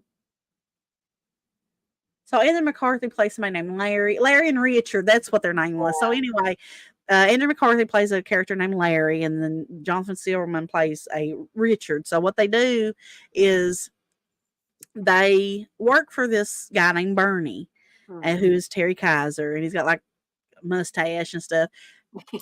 They're actually thinking that the mob was, that he was killed by the mob, I guess. Bernie was. But Mhm. what had happened was is Bernie had actually hired, I think, the mob to kill, Larry and Richard. But Yeah. anyway, they have to like take his dead body because he lives like out in the Hamptons or whatever, Bernie does. And they go and they discover his dead body, and because they like work for like an insurance company or whatever, this like big place. And when they find Bernie dead, they are trying to convince everybody that he's still alive. So they're taking him around, like packing him around and stuff. And because they don't want to be accused of killing him, I guess is what it is. So they're taking him around acting like he's still, Well, isn't it because they think if Bernie's still alive or appears alive, then whoever killed Bernie won't kill them? yeah, it's something like that. And they take him, they're taking him around like he's still alive. So, um, but then they find out that, that they, um, were the actual targets, that Bernie had hired the mob or whatever to kill them Yep. because he wanted to like cover up this like embezzlement thing. So there's actually a scene in that the first weekend at Bernie's, that's kind of weird. It's Mhm. where this drunk girl thinks Bernie is still alive, so she ends up being intimate with Bernie. Do you Yeah. remember that? Yeah. Do you Yeah. remember that though? And Yeah. that's really weird. But my favorite is actually the second one, Weekend at Bernie's 2, which came out years later, I think like 92 or 3. So what's so funny about that one, I just think it's a far better, you know, which I love Weekend at Bernie's, but I just think that the story is far better Mm. because it's got some really weird stuff in it, like voodoo. So what happens in the second one is whenever Larry and Richard go down, they go like down to the morgue or whatever to, you know, check him out or whatever. And see, Bernie knows where that money was that he embezzled was like buried or whatever. Mhm. And they there's like a voodoo queen or something like that the mob hires to like bring him back to so they can follow him like to the money. So she does this like voodoo thing, and uh he just starts he reanimates, but he's still Yeah. dead, but his body is animated. So he's like walking. So you're actually seeing Bernie now walk unassisted. He's dead, deader than a doornail. And this guy, that Terry Kaiser, I don't know how he does that. I mean, it looks like he's dead, but he's walking. I mean, he's a genius whenever he's like playing this character, like the way he does his body and stuff. So Mm. he's like dancing, and you see him like dancing to like the music and all that good stuff. And there's a scene where he gets speared in the head. One of them accidentally, I think it's Larry, accidentally spears him in the head, and he's got a big spear going through his head. And that's actually the cover of the I think the second one. He's got like that big spear in his head, and they're following him, and he goes like underneath the water, and he goes and he finds that big old like chest of money, and he's like walking with it. It's really funny. I mean, it's odd. Like whoever Uh-huh. came up with that, I don't know who wrote it or anything like that, but whoever wrote that, I mean that it's one of those bizarre 90s films, Right. 80s, 90s films. And if you've never seen them, I highly suggest them. They're funny. I love Andrew McCarthy. I think he's so funny. And you get to see him in a funny role because what is that? Which one was he in? Was it Pretty in Pink? He was in Pretty in Pink. Pretty in Pink, and Mm. but you get to see him, and he's got this way about him. And you probably know what I'm talking about. Whenever he like something happens, his eyes get really big, and Yeah. that's one of his charms. And I think it's awesome. You know, that Terry Kaiser, he plays Bernie, you know, even though he don't speak or anything like that, like in especially in the second one. It's Mhm. just it's one of those funny, you know, if you like something to do with like just humor around like reanimated corpses, the second one I Yeah. really suggest. But watch the first one first if you've never seen them. Watch them both. I But remember watching the first one with my family. It may have been one that we rented. yeah, but I love them. I think they're funny. It was something me and my mom always watched together. She always found them funny. So, but I don't And know why. I just like that second one the best. I don't know, you may have already read this, Candace. If you did, I'm sorry for the repeat. But Chris said Terry Kaiser and Catherine Parks and Weekend at Bernie's are both Friday the 13th Yeah. alumni. No, So, I hadn't read that yet. and And he is, TJ said Katha is great in Foul Play. That's another one I've never seen. I think I've seen Foul Play. Um, why am I thinking that's got Chevy Chase in it? Foul Play. Let Am me I see. wrong about that, TJ? Because I was Yeah, thinking I'd seen yeah, Goldie Hawn and Chevy Chase. it. Okay. Yeah, I yeah, think I I've have seen seen this this. in years. I have seen this. My dad has watched this before. I've never like sit down and watched it all the way through, but I remember my dad watching this. He loved Chevy Chase. Anything he was My in, I dad loved him. always loved Chevy Chase too. Yeah, he loved Chevy Chase. So yeah, I remember us renting this one. And Goldie Hawn and Burgess Meredith. Yeah, Dudley Moore. Yeah, that's a good one. I like to sit down and watch that Um, because it's kind of like because what I was reading here, it's kind of like a play on like Alfred Hitchcock movies. right. Mm. Have speaking of Don Calfa though, have you and Dudley Moore as well? Have you seen the movie 10, Candace? 10. Yeah, it's got Bo Derek in it I too. don't think so. No. You should watch that because Don Calfa plays like uh, Dudley Moore's like crazy neighbor, Oh, really?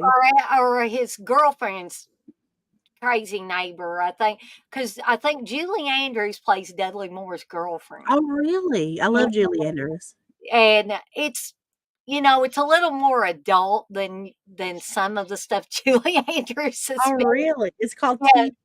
it's just called 10. Yeah, just the number 10. But Don Calfa plays the crazy neighbor, and he's always naked or always in his underwear having sex with women next door. And Dudley Moore is always watching him through the telescope. Oh, yeah, I have. I've never watched this, but I have seen like scenes and stuff from this. Yeah. Yeah, yeah. Chris says he has 10 on VHS. Yeah, that might be because I as soon as I seen that artwork for I was like, I know this film. Yeah, yeah, okay. No, I've never seen it, but I've seen like stuff from it, and because I knew, and like Chris said, he had on VHS. I've probably seen the VHS of it too. But I love Don Calfa. He was in some episodes. My grandma loved Barney Miller. You ever watch Mhm. Barney Miller, the TV show? He was in an Yeah, episode of that. I remember seeing him in that. But but we got off on the whole Don Calfa thing. But you gotta love Don Calfa. Come on. yeah. Um, I wish that I had gotten a chance to Oh, meet him. Dana, I was so nervous meeting him. I met him at Scarefest, Mhm. and I told Chris, I said, I'm getting really like scared to meet him because I wanted to meet him so bad. I loved him in Return of the Living Dead. I just loved him. And I said, I'm scared. He's like, "What can I say? I think he'll be nice." Because I Uh, hadn't heard anybody say if he was nice or not, but I said, "What about if he, have a bad experience?" right. He was so sweet. I remember he got me, and I remember the picture. I have the picture. I've shared it sometimes on my Facebook, and he was just like playing around with me and just just like reassuring, like tell me, I was, oh, you're so sweet, he was just like talking to me really nice, and I was like, wow, I was like, he was so sweet. I just Mhm. loved it. He's like, look at the camera now, don't take your eyes from me, look at the camera. And I was looking at the camera, and he said, no, don't you feel better meeting me? I said, well, I sure do. He sounds like a really, really nice. He was so sweet. His Hey, job Coco. shortly after that. Coco says Bo Derek rocks cornrows, which was bold for a white woman. Yeah, Yeah, she you're right, did. Coco. Yeah. That was really a big thing back then. I remember that picture of her with the what was that in that she wore those cornrows? Well, I think she had them in 10, but she may have had them in another movie too because there was this big scene in 10 where Dudley Moore sees her running on the beach and like Yeah, she's running on a beach. That's what I was thinking of. Is that from 10? I believe so, Okay, well, yeah. then that's what it is then, because I remember her running on a beach and she got her hair. Yeah. Yeah. Coco saying it was 10. Chris says it was 10, so I guess So my that's the movie that it's from, because that's when I think of Bo Derek, that's what I think of, yeah. is that scene where she's running on the beach with those cornrows. Mhm. But uh I'm not going to cover any more today. I didn't give my rating on Eraserhead, so I'm going to do that, and then I'll let Candace give her rating on the Weekend at Bernie's Okay. movies. Um, I'm going to go ahead and give Eraserhead a 4 Deadites out of 5, just because it's David Lynch. Come on, folks. I got to give that man props for, not I don't think David Lynch really cared what people thought Yeah. of the films that he made. And when somebody is that, I'm not saying he was cocky, but true to themselves, and they're going to make the movie they want to make, even if nobody ever watched it. That's the kind of person I aspire to be with the stuff that I do. I'm going to keep doing it, Yeah. whether people watch me or whether they buy stuff from my shop. I'm going to put it out there. Yeah. And so David Lynch is that. I'm not saying I'm like David Lynch. I'm not as prolific as David Lynch. I'm not as talented as David Lynch. But I don't even put myself in the same category as that man. But I have respect for people that Well, you're can do talented in that. your own way, Dana. Well, I put You out are. product, Don't put but yourself down. Don't put thank you yourself so much. down. Candace is, I'm not putting anybody else down that supports me, but Candace is one of my biggest supporters. Her and Chris, I could be lowly crawling on the ground like a worm or a snake, and they come back and pick me up by my bootstraps and come on, Dana, Yeah, do because I know the real you. I know the sweet person, you know. I know how great of a person you are. So that's why I'm one of your biggest supporters, and I feel lucky to be your friend. I feel lucky that you consider me a friend. So that's the mm. way I feel. Not to get sappy on you, Dana. TJ says Eraserhead is awesome. It is indeed awesome, TJ. I just know that it's not going to be for everybody, even if they're a David Lynch fan. But I I like don't David Lynch. I just can't believe I've never seen. Like I said, it's one I always wanted to watch. It always just kind of flew under the radar whenever I would get ready to watch it. I don't right. know why I never watched it. But in this, Candace, excuse me, she brought up A Clockwork Orange, Yeah. and Clockwork Orange by a lot of people probably seems bizarre. Yeah, yeah, I But know a lot of people I who think it like is. I like Clockwork Orange. I love it. It's one of my favorite movies. Yeah. I have a I lot of favorite movies. You might notice that. Dana. I do too. I mean, because some people probably think, well, gee, Dana, last week you were saying this is one of your favorite movies. Now you're saying this is one of your I favorite have a movies. lot of favorite movies. I mean, don't everybody else? I mean, I movies and would think songs. so. I would think I so. have a lot. I mean, you can't just preserve like, just That, you're only allowed to have 5 favorite movies and nothing over that. that's why I don't mind people asking me these things, but they'll say, what's your all-time favorite horror movie? Well, that one's kind of easy for me because I'm Yeah, going to say The Evil Dead every time. yeah, Because I'm not called the Evil Dead chick for nothing. yeah, That's not. I'm not going to say The Exorcist is my favorite movie when I'm the Evil Dead chick, even though yeah. I like The Exorcist. I'm just saying. Blech, Uh, Dana, but Candace, I'm kidding. that's not Candace's cup of tea. So, I don't mention The Exorcist too much. Oh, you ain't hurting me none by mentioning it. If it's something you like, talk about it. I'll just wince and inside. And I'm scared of it. That's the reason why. It's not because of well, I anything else. know I'm several scared people of that it. are scared of it. I used to work when I was working IT and at the library. There was a guy that was scared of that movie. In fact, he was scared of any kind of stuff that had to do with demonic possession. That's me. Yeah, I can't He do did that stuff. not, and my dad can't watch that Yeah. stuff I've now. just it's just I don't know. I don't want to think about it. So I ain't gonna get into it. But to get back to Eraserhead, Coco says, I tried to watch Eraserhead in high school and I couldn't get into it. Yeah, I could see that. I could see people having a really hard time getting into that movie. I'm Yeah. not going to be up here telling you, well, if you don't get Eraserhead, then you must not be smart or intellectual enough or special enough to Yeah. like this movie. I ain't going to say that. Um, Blissful says that's like asking me my favorite song. I can't name just one. Um, and Blissful also says my home was a portal. I'm not watching those movies.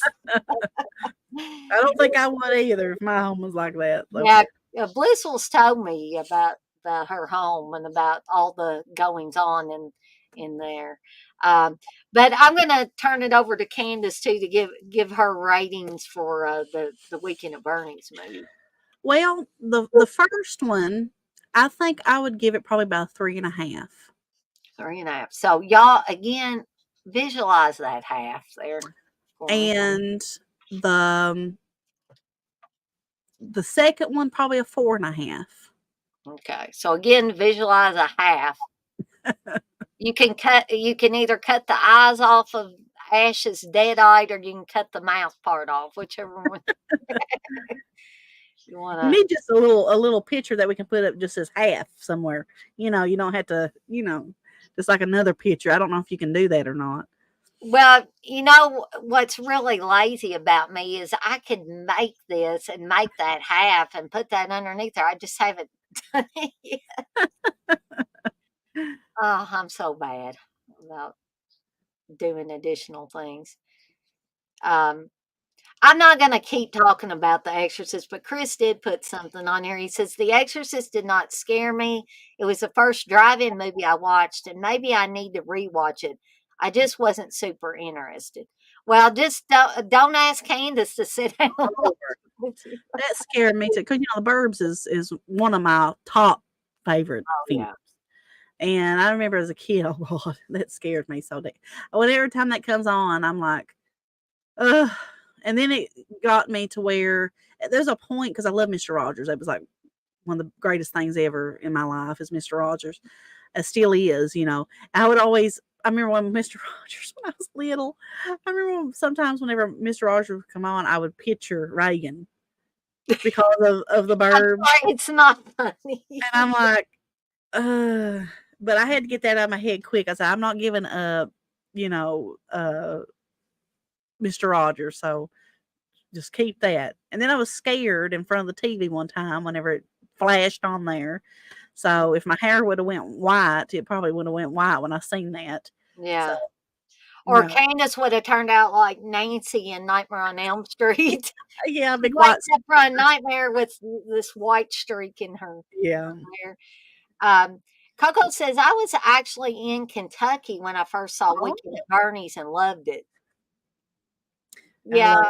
I mean, Weekend at Bernie's, I think part of it is watching that as a family, Mhm. when I was still living with my parents and just Prius, oh, you better stop. God. What he better do. I'm sorry, it is not funny, Candace, but I'm just He knows what he's doing. You know what he does, Dana? what's he do? And my brother does it. And it's Oh, because of him, probably my brother does it. mhm. I'll get a message from him on Facebook, and I'll Uh-huh. open it up, and it'll be a GIF image of her. Oh, that's so And mean. Y'all they know shouldn't what do they're doing. that. I don't even do that to Candace. Or he'll say, "Hey, Golly. can let's come and look at this." I say, "Okay," and he'll flashed up in my face. I'm like, why are you doing that? He knows he does it. I Now get him back though. Don't worry, Dana. that's mean. I get him back. I won't say on here how, but I get him back. Better be on the lookout, Chris. Um, if something made me unsettled like that, I would most definitely get mad at somebody for doing that. Yeah, encouraging bad behavior. That's right. So, Chris, I'm sorry. I love you as a friend, but whatever you get, that's going to be what you deserve for doing that to her. Oh, but no, I don't want any pea soup, Chris. Oh, I don't even there think I is. like pea soup to begin I'll with. tell you something though, Dana, and I can't remember what it's called, but me and Chris finally found it, what Mm, it was called, because I was beginning to think that um it didn't exist, and I just thought of this really weird movie when I was young, and this gets kind of weird, and I won't say words that I shouldn't be saying on here. I'll keep it PG, okay? okay. When I was little or younger, I was probably around 9 or 10 or something like that. I was staying all night with my aunt, and she had a movie on TV, it just playing probably on HBO or something like that. And I remember just walking in and seeing this scene because everybody else was like outside or something. And I just walked inside, and this movie was just randomly playing on the TV. And it was this cheerleader. And like I said, I'm gonna keep it PG because it does get kind of weird. And she's sitting at a desk at in her classroom, and she's acting like she's got to pee, and she's got her outfit on, her cheerleading outfit on, Mhm. and it shoots. And I don't even know if I should even talk about this. It shoots to inside her underwear, and Okay. this man is inside there, hanging on for dear life to these big giant hairs, and he's like getting thrown around like he's like fighting for his life to not, you know. And I don't know. I was like, what is that? Even as a kid, I was like, what am I watching? I shouldn't be seeing it anyway. I was probably too young to be, but This it's a is picture. why adults should make sure they're aware of what could be playing on the television. Yes. And I was just like, and I told Chris about this, and he's like, what are you talking about? I was like, no, I know it's real. I know it is real. This is a real film. This is a real thing. It was like a coming of age movie. Uh-huh. It was very fake. Look, it was like a coming of age, like the Breakfast Club to an extreme, or Porky's or something like that. Um, and I was like, yeah, like something like Porky's. It's called Getting Lucky. That's what it's called. It was a real movie. I'm gonna look it up. I don't think I've ever seen that one. Called Getting Lucky. Okay, here it is. It was from 1990, and it's a Okay. fantasy comedy film, and it's about a nerd, a down on his luck nerd who needs cash to go to medical school. So he gets a job as the best school's basketball team's cowboy. But that scene is very real. I don't know any of these people that's in it. It says Stephen Cook's in it, Leslie Z. McCraw, Rick McDowell, Gary Kluger, Gene Stewart. I don't know. I don't Mhm. know any of those people, but just look it up sometime. It's very real. It's really odd, but you talking about weird. That was a weird scene. But he's like hanging on for dear life to these big like look like pool noodles or something, black pool noodles. He's like and she's like moving around, and he's like going like wild and stuff. He's like oh, and My I know question is, how did he get there? I can't remember, but I just remember a big flood coming. Oh my gosh. So and he's like getting flooded, and I knew that it wasn't going crazy. And whenever Chris finally found that, okay, he got shrunk down. It said, and accidentally ends up there. So Oh, okay. um I don't know. I ain't gonna read the rest of that, but just look it up. It's talk about bizarre. That's bizarre. It's a bizarre film. So I'm sorry about having to bring that up, but I it fit. It fit. It So only got 2 stars on IMDb. well, I don't I don't doubt it. So, oh, Chris said Lloyd Kaufman is in it. That's about the only notable name in the Okay, movie. yeah. So That's yeah, the only recognizable name I know. it's a weird. I remember seeing that, and I remember as a kid thinking, "What?" Even as a kid, I was probably thinking, "What in the hell?" you I'm like, "What is going on in this film?" So if you've seen it, you probably know how weird it is. But I'm not going to suggest it, but I do suggest you go try to watch that scene because it is really unbelievable. And it came out on DVD. Yeah. Oh, it's a trauma film. I was gonna say, yeah, is this a trauma film? Because it just sounds like trauma stuff. An alcoholic leprechaun in a beer bottle. He finds an alcoholic leprechaun in a beer bottle he was about to Seriously. recycle.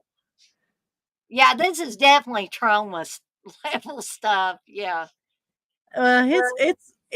It's weird, but it's funny. I guess looking back at it, it was funny. So, you know, there you Well, go. There's your film to watch. the trauma was attached to it. That makes total sense.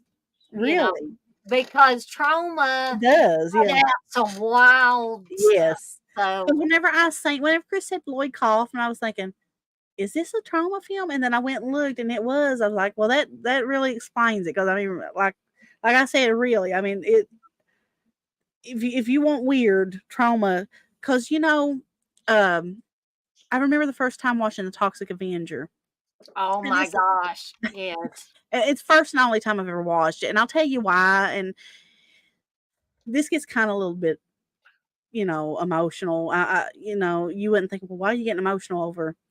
Um, I had actually watched um The Toxic Avenger right after my young cousin was killed in a auto accident.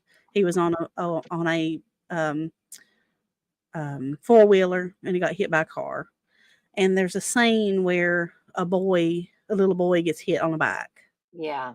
That scene, I remember I was with his sister and we were watching it. It was right after that happened. And I had a home theater, a 90-inch screen. I had a home theater in my house with the projector so we were actually watching it on the big screen, and it hit us in a way that didn't sit right, and we couldn't watch it. Mhm. Which is I know that kind of brings it down. I'm not trying to bring stuff down, but Oh, that's okay, Candace. I remember watching that. But with that aside, that film is weird. It's a weird film. But just that scene didn't sit right. I don't know you know what I'm talking about. Because Sorry. I've had things that during certain points and times in my life, watching them, like for instance, um, I used to love watching uh, Steel Magnolias, Yeah. and I still love the movie, but when I really like to watch a lot was prior to me getting diabetes. Mm.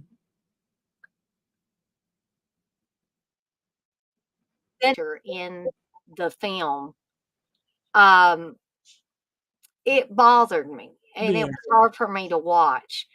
Um, Movies that center around somebody, having to deal with a cancer diagnosis, and then especially if they die eventually. There was a movie with Kate Hudson in it, and I love Kate Hudson, I by do the too. way, Goldie Hawn's, daughter. Yeah. Um, Gosh, I think it was called A Little Bit of Heaven.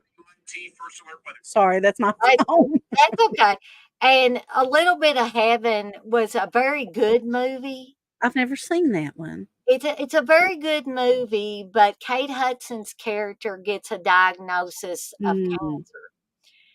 And she's a young woman in the prime of her life. She's got a high profile career and stuff like this, and then finds out that she's going to more than likely die from the Oh, cancer, yeah. and how she deals with it. And I think that at one point she has a dream, not a nightmare, but just a dream that she's talking to Whoopi Goldberg, and I can't remember if Whoopi Goldberg is God in her dream or just an angel. I can't really remember. But they have a very poignant discussion about life and death and all of that. That's, I mean, it's really good within the film. She actually falls in love with her doctor, Really? and they start a relationship because the doctor is young, and he falls in love with her, she falls in love with him. But it's a really good movie, but I wouldn't recommend you watch it if you've had somebody close to you pass away or be diagnosed with cancer. Don't watch it then. But Yeah. at some point in time, it would probably be a good movie for everybody to watch. Because I mean, I cried near the end of it, I did. I ain't gonna lie. I'm sensitive like that, but the overall film was great. Does it have comedy elements in it? Yeah, it does have a little bit of comedy in it. Um, the way she handles her diagnosis at first is kind of, she tries to Mhm. I think there's a scene where she gets all her friends together for like a little dinner party, Oh, and okay. she just all of a sudden blurts out, "I have cancer." Ha ha, Oh my she tries to make light of it, and everybody looks at her like, "What did you just say?" Um Yeah, blissful, I understand. Yeah, some people just can't, and if you can't watch stuff like that because it hits too close to home, I totally understand that. There's things that I probably shouldn't watch, but I catch myself watching them. I watched a movie about Bob Saget's sister Yes. who had, I forget what it's called, what the disease is called now, but I had never heard of it before till I watched this. And she just basically eventually became immobile. Mhm. It's almost like your body is turning to stone or it's turning wooden or whatever. And it's pitiful. Pitiful. Is Um, is it what, Dion has, the what is it called? I'm totally forgetting the I name of. was just talking to Chris about that the other day, the stone, um, something stone syndrome or something like that. It's where their body makes too much, I think, calcium or something like that, and they start turning to bone. Like Yeah, I mean that was, yeah, but I cannot remember the name of the disease. I guess it doesn't really matter. It's a bad deal. And I had watched people that had ALS or Lou yeah, Gehrig's disease, and that, oh man, I learned more about that disease than I wanted to know. And eventually I have to make myself stop yeah, watching that stuff. I can't even begin to tell you how many times I've watched the Ryan White story. And even though they don't show the character of Ryan White dying, um, because I'm not sure that he had passed away. I think maybe he passed away soon after the real yeah. Ryan White passed away soon after the movie was made. But that's a hard movie to watch. The way that he was kind of ostracized, they didn't want to let him come back to school. They had to move to a Yeah. completely different place so that he could go to school and be accepted. Now, is he the little boy who got a blood transfusion? Um, I Do you think he did, but I think the, what do they call that stuff? The, uh I'm totally forget factor that they call when he would get a cut or something like that, and his mother would have to, give him this factor, which is made from blood products. I think that's how he actually got AIDS. He didn't get AIDS from okay? Because using. it's the little boy, he had HIV, and nobody wanted their children to play around him and stuff. Yeah, I knew that sounded familiar, but I wasn't for sure if that's what it was. But I've never seen the movie, but I've seen stuff about it, and that just seems so sad. Yeah, So sad. very sad. This And little Chris, fella's have to deal with that anyway, and then, people treat him the way that they do. That's just Chris, bad. you are right about about the disease that Bob Saget's sister had, Yeah. scleroderma. Yeah, and he really championed for that Mhm. after she passed away because he was really close to his sister, and, Bob Saget, I don't know, the whole stuff with him, and dealing with, the mystery around just the way he died because Yeah. I read that there was more to that they're not really letting anybody know. Um, just seemed really weird. I love Bob Saget. I love anything Oh, he ever did. yeah, yeah, exactly. Um, Mm. I'm not gonna keep on this sad movie train, but there was another movie called Alex: The Life of a Child about cystic fibrosis, Oh, and Frank DeFord, who was a sports writer back in the day, uh, was Alex's father. And he wrote a book, Alex: The Life of a Child, based on his daughter's life, her struggle with cystic fibrosis, and her death.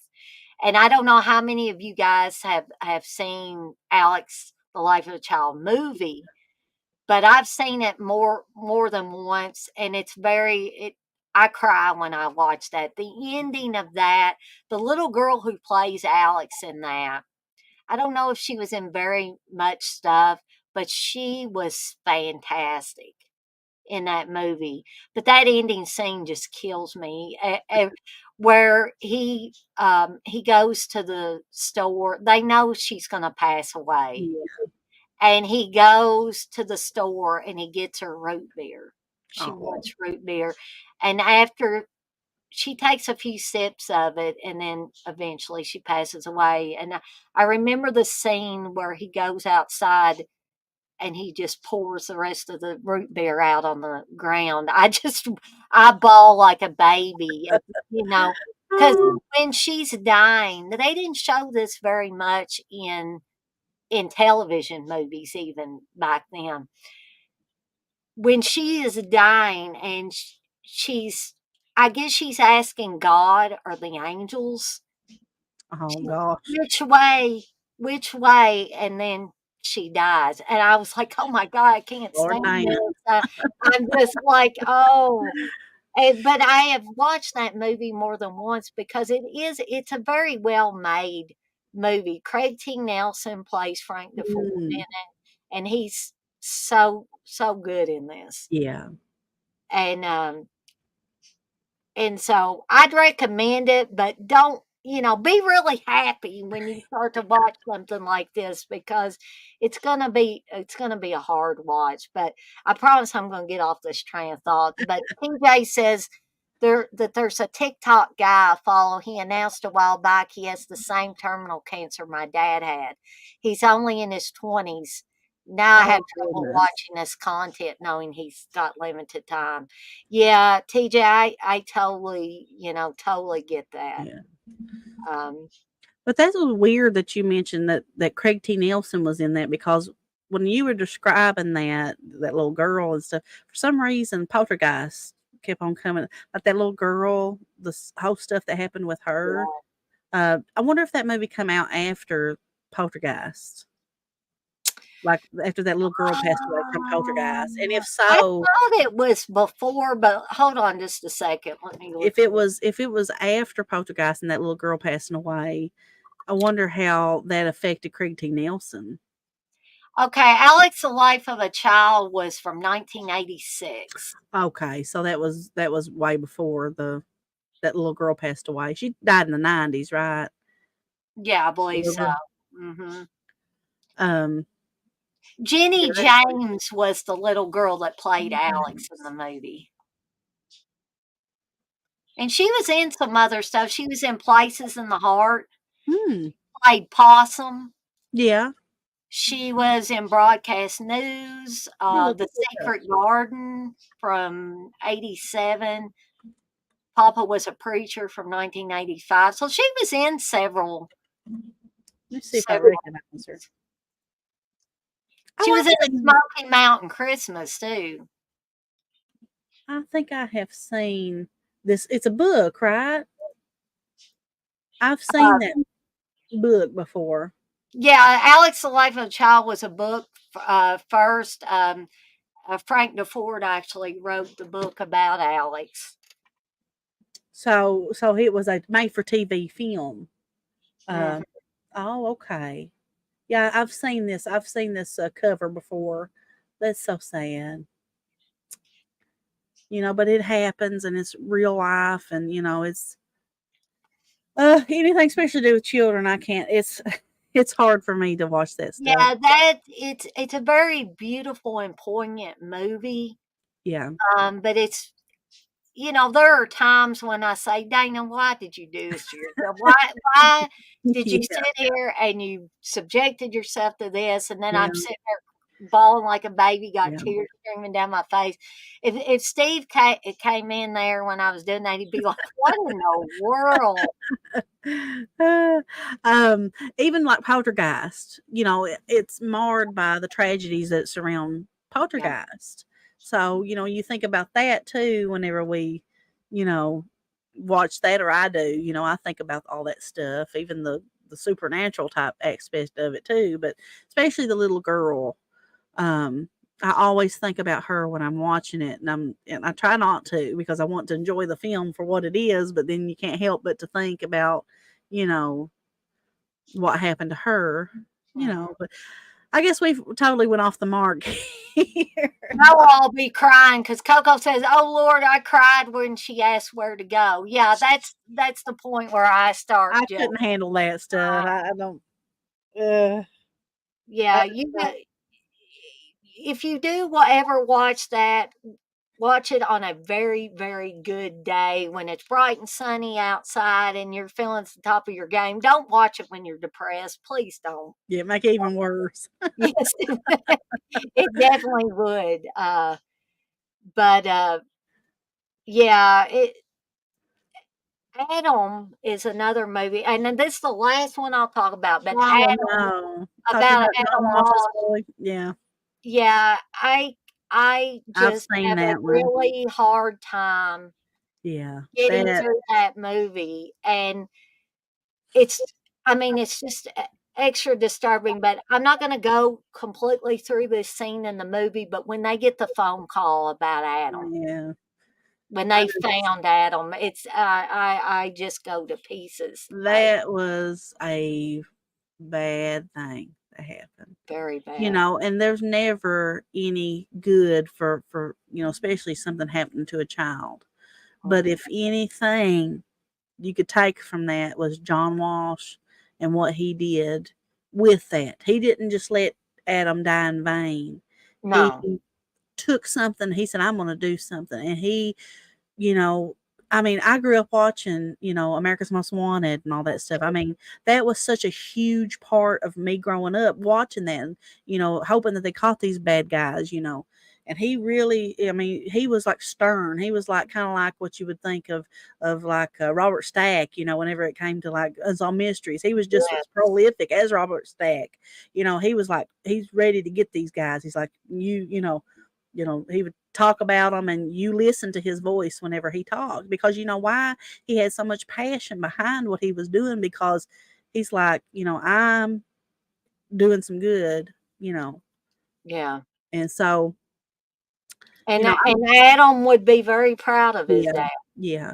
I hated that that had to happen for, because maybe he wouldn't have done that, but I would have rather him not done it, because Rather they, because sometimes I think about how old would Adam be now yeah, if yeah. he had lived. He'd be in his 40s by now, I would say, is what he would be, but, um, that was what was that? It was like early 90s, right? It wasn't in the 80s, it was the 90s whenever that happened. No, I think it was. I wanted to say because, like, I think the movie may have came out in '83. Oh, so that happened way before I thought. He 81. Okay, so he was born in '74, so he was born a couple of Yes. years before me. Uh, Yeah, and his date of death is July 27th, 1981. yeah. Oh my gosh, that was 42 years ago. Yep. Oh my gosh. That's whew, crazy, crazy. Oh, I remember it was the 90s, I think. Is that when they got is that's when the guy died that confessed to that? The Otis Otis. Tool, Mhm. That's what it was in the yeah, 90s, because I remember something happening in the 90s, but I think it's because he died, and, do you and I think think he confessed to it, and then he recanted and all it. It was just a whole big thing. yeah. Do you think he did that? I think he was certainly capable of it. I Yeah. don't think anybody will really know at this point No, whether no. he did or not. But I believe Otis Toole was the one who hung around with Henry Lee Lucas. If you Probably, yeah. watch Henry Yeah. Portrait of a Serial Killer, Yeah. Oh, that's who it was, yeah. mhm. Yeah. So So who knows? He yeah, was a messed up guy, a really yeah. messed Have up you guy. seen pictures of that guy? Oh my. Yeah. Um, Yeah. but I promise I'm going to get off of this train of thought before we're all crying here. Um, while I've got Candace on here, what I was thinking, I've got a couple other topics that we'll definitely discuss at some point Okay. in time. Animal based horror was one. I Yeah. think Chris might have brought that one up. And favorite horror movie masks. Mhm. But I just came up with one while we were talking. Is uh favorite summer movies, and these don't have Oh, to be necessarily horror movies. They can be horror, yeah. but we can mix some comedies in there as Oh, well. yeah. Oh, I could write just, when you said that, I'm already thinking of some. And I just think that that would be maybe if Candace is game for next Mhm. Friday. Yeah, that'd be fine. Because when I think of summer, I think of summer camp, I think the beach, I think of, just, vacation. There's a ton of movies. Yeah, just like I could really go a lot with Mhm. these. Yeah, that'd be a good topic. And then after that, we'll cover these other two, and Okay. hopefully I can get. So if guys and gals, if y'all have any topics that you would like to see me and Candace cover, Yeah. just throw them out there to me, and I'll write them down. I'm keeping a list of all this stuff.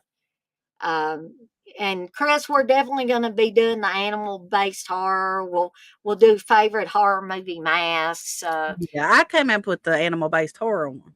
I ain't gonna Oh, let Chris take oh, you're credit not for that gonna let Chris talk about that, one. Candy. No. Yeah, no, But I was in the chat. maybe Chris did the masks. Maybe that's the one he came Maybe. I remember we were like, you all were on a stream and I had mentioned it, so I ain't letting him take credit for mine. up. There you go, Chris. He's not They were letting you like, take Candace credit. is petty, and I ain't letting him take credit for mine.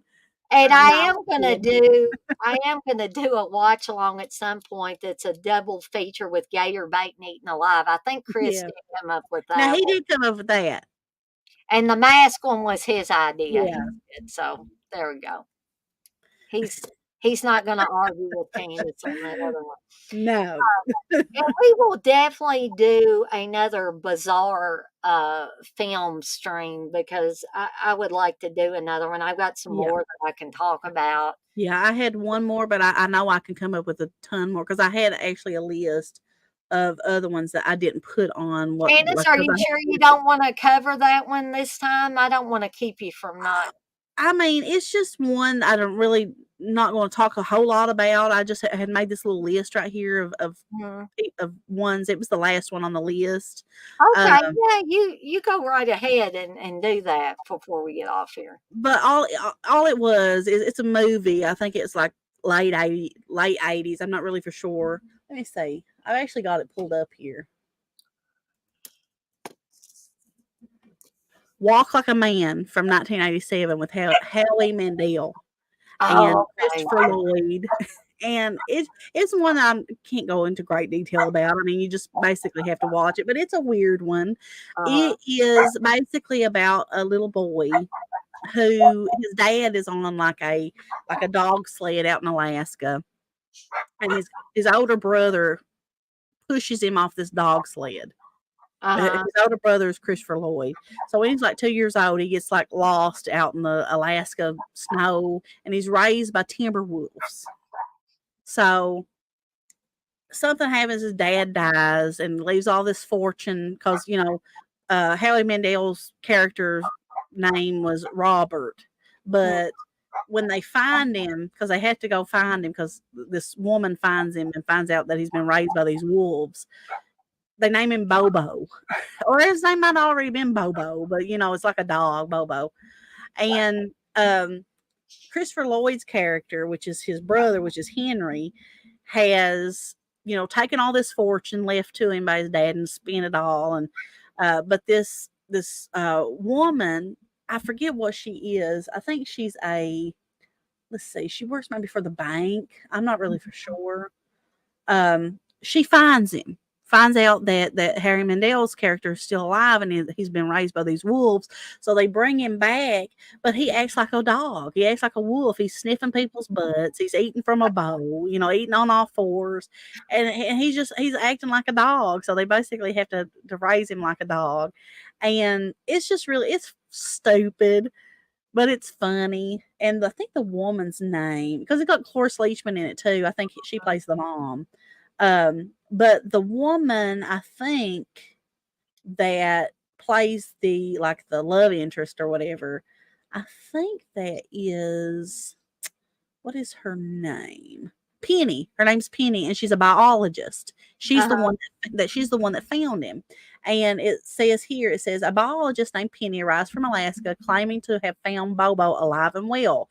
They discover that Bobo has been raised by timber wolves, causing him to sniff everyone's butt, greet people by licking their faces, run on all fours, eat with his mouth rather than using flatware, growl and bark, chew on shoes, and run through fresh cement while chasing cats or fire trucks.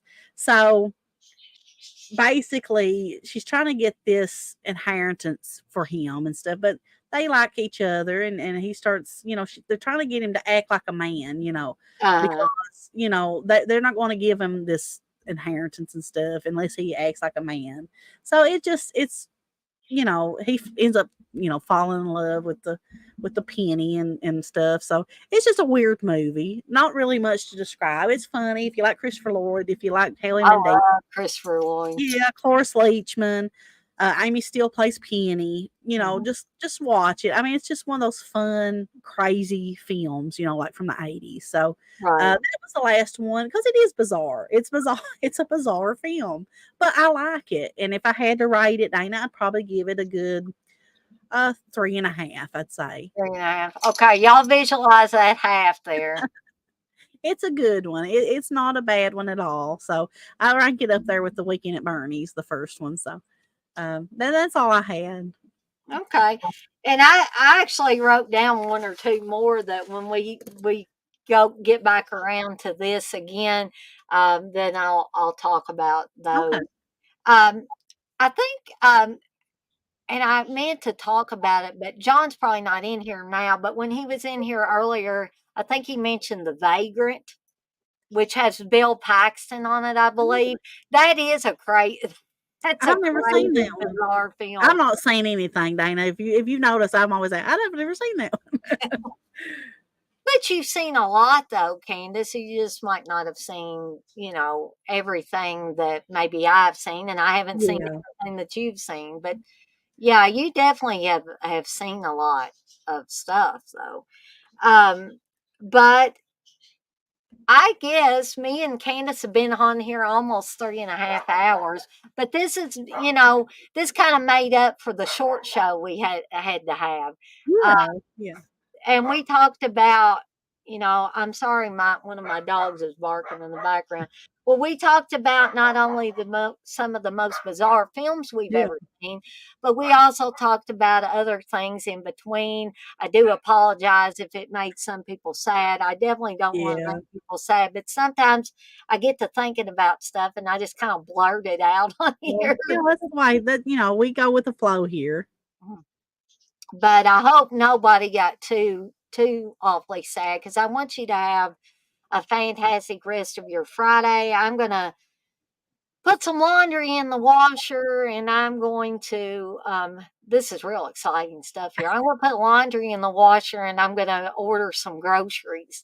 I And wanna eat. I'm hungry, I've not ate today. well, I'm probably gonna need to eat too at some point. But I still feel like I ate because I have a tendency to eat too quick, especially when I'm on a string, Yeah, because I don't want to be just stuffing stuff in my face for 2 hours. So, plus the fact that it's going to get cold if it's something that's hot. yeah. But first of all, I want to thank Candace for these dogs are distracting the heck out of me. I want to thank Candace for being on here with me as my very lovely co-host and very educated co-host when it comes to movies. I know she doesn't think My she is, gosh. but she is. Nina, you're blowing me over there. No, no, no. It's the truth. But I also want to thank everybody that we've had a pretty active chat Yeah, today. I had appreciate fun today. everything. And there have been people, quite a few people watching. I think we had Mhm. 11 or 12 at one Yeah. time.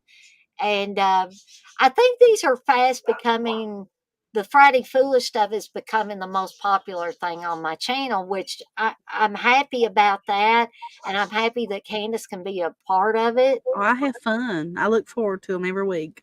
It's a way for me to decompress at the end Mhm. of Yeah, the definitely. day. Yeah. I might not be able to get on, I'd like to be on a lot of your streams, but, just life, so it feels good to have a certain day that I know, hey, I got this going on. Mm-hmm. This is for me, to do this with Dana, and it gives me time to, put that, because if I don't have something planned out, it's very, how my life is like going every which way. I'm always out doing I something. understand how that is. 'Cause sometimes my life's like that too. So it's good to be able to just sit at home and have something to look forward to every week. Now, speaking of the Friday Foolish, now this may or may not happen because we at work we're having a girl that's leaving the help desk and Yeah, go be a field tech, which is going to leave a spot open until they get somebody hired in her place. yeah, So I may or may not have to work a late Friday in September. Should that happen, me and Candace can do one of two things because my shift starts at 1. I'm not going to be able to do a Friday Foolish. We can push it over into the weekend and do another Sunday Silly, or we could just skip it that week. So whatever, if me and Candace have space clear in our calendar to do a Sunday Silly, we'll do that. Or it could be possible if they got somebody hired in and they'll take that slot, yeah. which I'm hoping is what happens because I hate working late We'll Friday. always find a solution for it.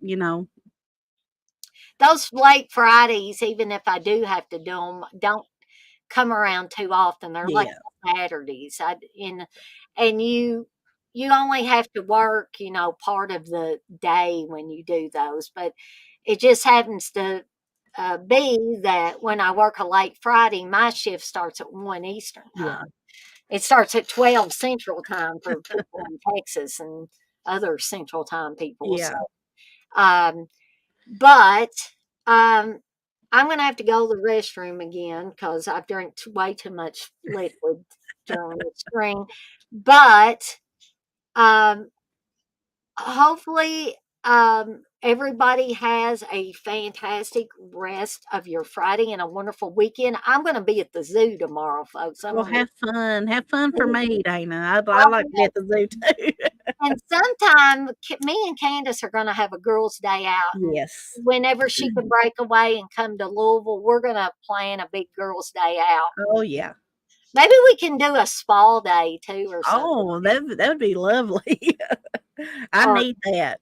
yeah, I'll be thinking about that because we're gonna hopefully be able to in the near future to do that, and I'll plan a spa day for us, and we'll get to go to the zoo. We'll go out and eat, and Oh, just yeah. be us girls. That sounds good to me. I want to go get. I want to go Just have sign them me up. soak my feet and massage them and do all that stuff. That's what I want to do. Lord, they'd run away from my feet. Oh, but we're gonna get out of here for now. Again, no watch alongs, no movie munchies this weekend. I'm actually taking a few months off from the movie munchies, and so I can come back fresh. But next weekend will be the 40th anniversary celebration of A Nightmare on Elm Street. Ooh. Going to be having a Nightmare on Elm Street watch along next Saturday, starting at 7 p.m. Eastern. Sunday will be New Nightmare. Thank you, Chris, by the way, for Oh, helping me out with picking which one we wanted to do that's a good one. for the second night. And also, I'm going to try to get a cake. Probably not going to bake a cake. Probably going to get a pre-made cake and then decorate it and Ooh. Freddyize it, and we'll celebrate in style for the 40th anniversary Oh, of yeah. And I'll try to see if I'm available then. So, Oh just gotta yeah, see what's coming up. love to have you on for both of those if I could. Oh, yeah. I love Nightmare on Elm Street, and I love A New Nightmare, so, I would if I can be on, I will. So I'm also going to try to get things together and get thumbnails and promotion up for things that's for the upcoming week, including those watch-alongs. But I'm off like a dirty shirt, and Candace is off like a dirty shirt. We're just like Ducky I'm on off like a dirty sock. a dirty. Yeah, that works too. Just as long as we're not off like dirty underwear. I'd rather be a dirty shirt or a dirty sock than I dirty. thought about that, but I said, "I better not." But and as always, I want to remind everybody to be kind to one another and Mhm. blaze that trail. Y'all have a fantastic Friday, and let's have a kick-ass weekend because we got to prepare for the week, the upcoming work week. But 4th of July is coming up, so hopefully many of Yes. you are off for 4th of Woohoo. July. I'm pretty sure I am. So, and Steve will be. So maybe we'll cook out or something. I don't know. Maybe I can get Steve to get the propane grill out and we'll cook some burgers and hot dogs and stuff. Well, I'll Uh, tell you what, you better. yeah, just like Hank Hill says. Oh, sorry, I'm sorry. No, I've been You watching a don't lot bring of up King of the King Hill in front of me and not let I me do love some King quotes. yeah, go watch you some King of the Hill this weekend. Yes, always. I watch it every night. I'm not having a watch along, so go watch King of the Hill. There you go. So we're out of here, but we'll see everybody next time. So bye, folks. Bye, everybody.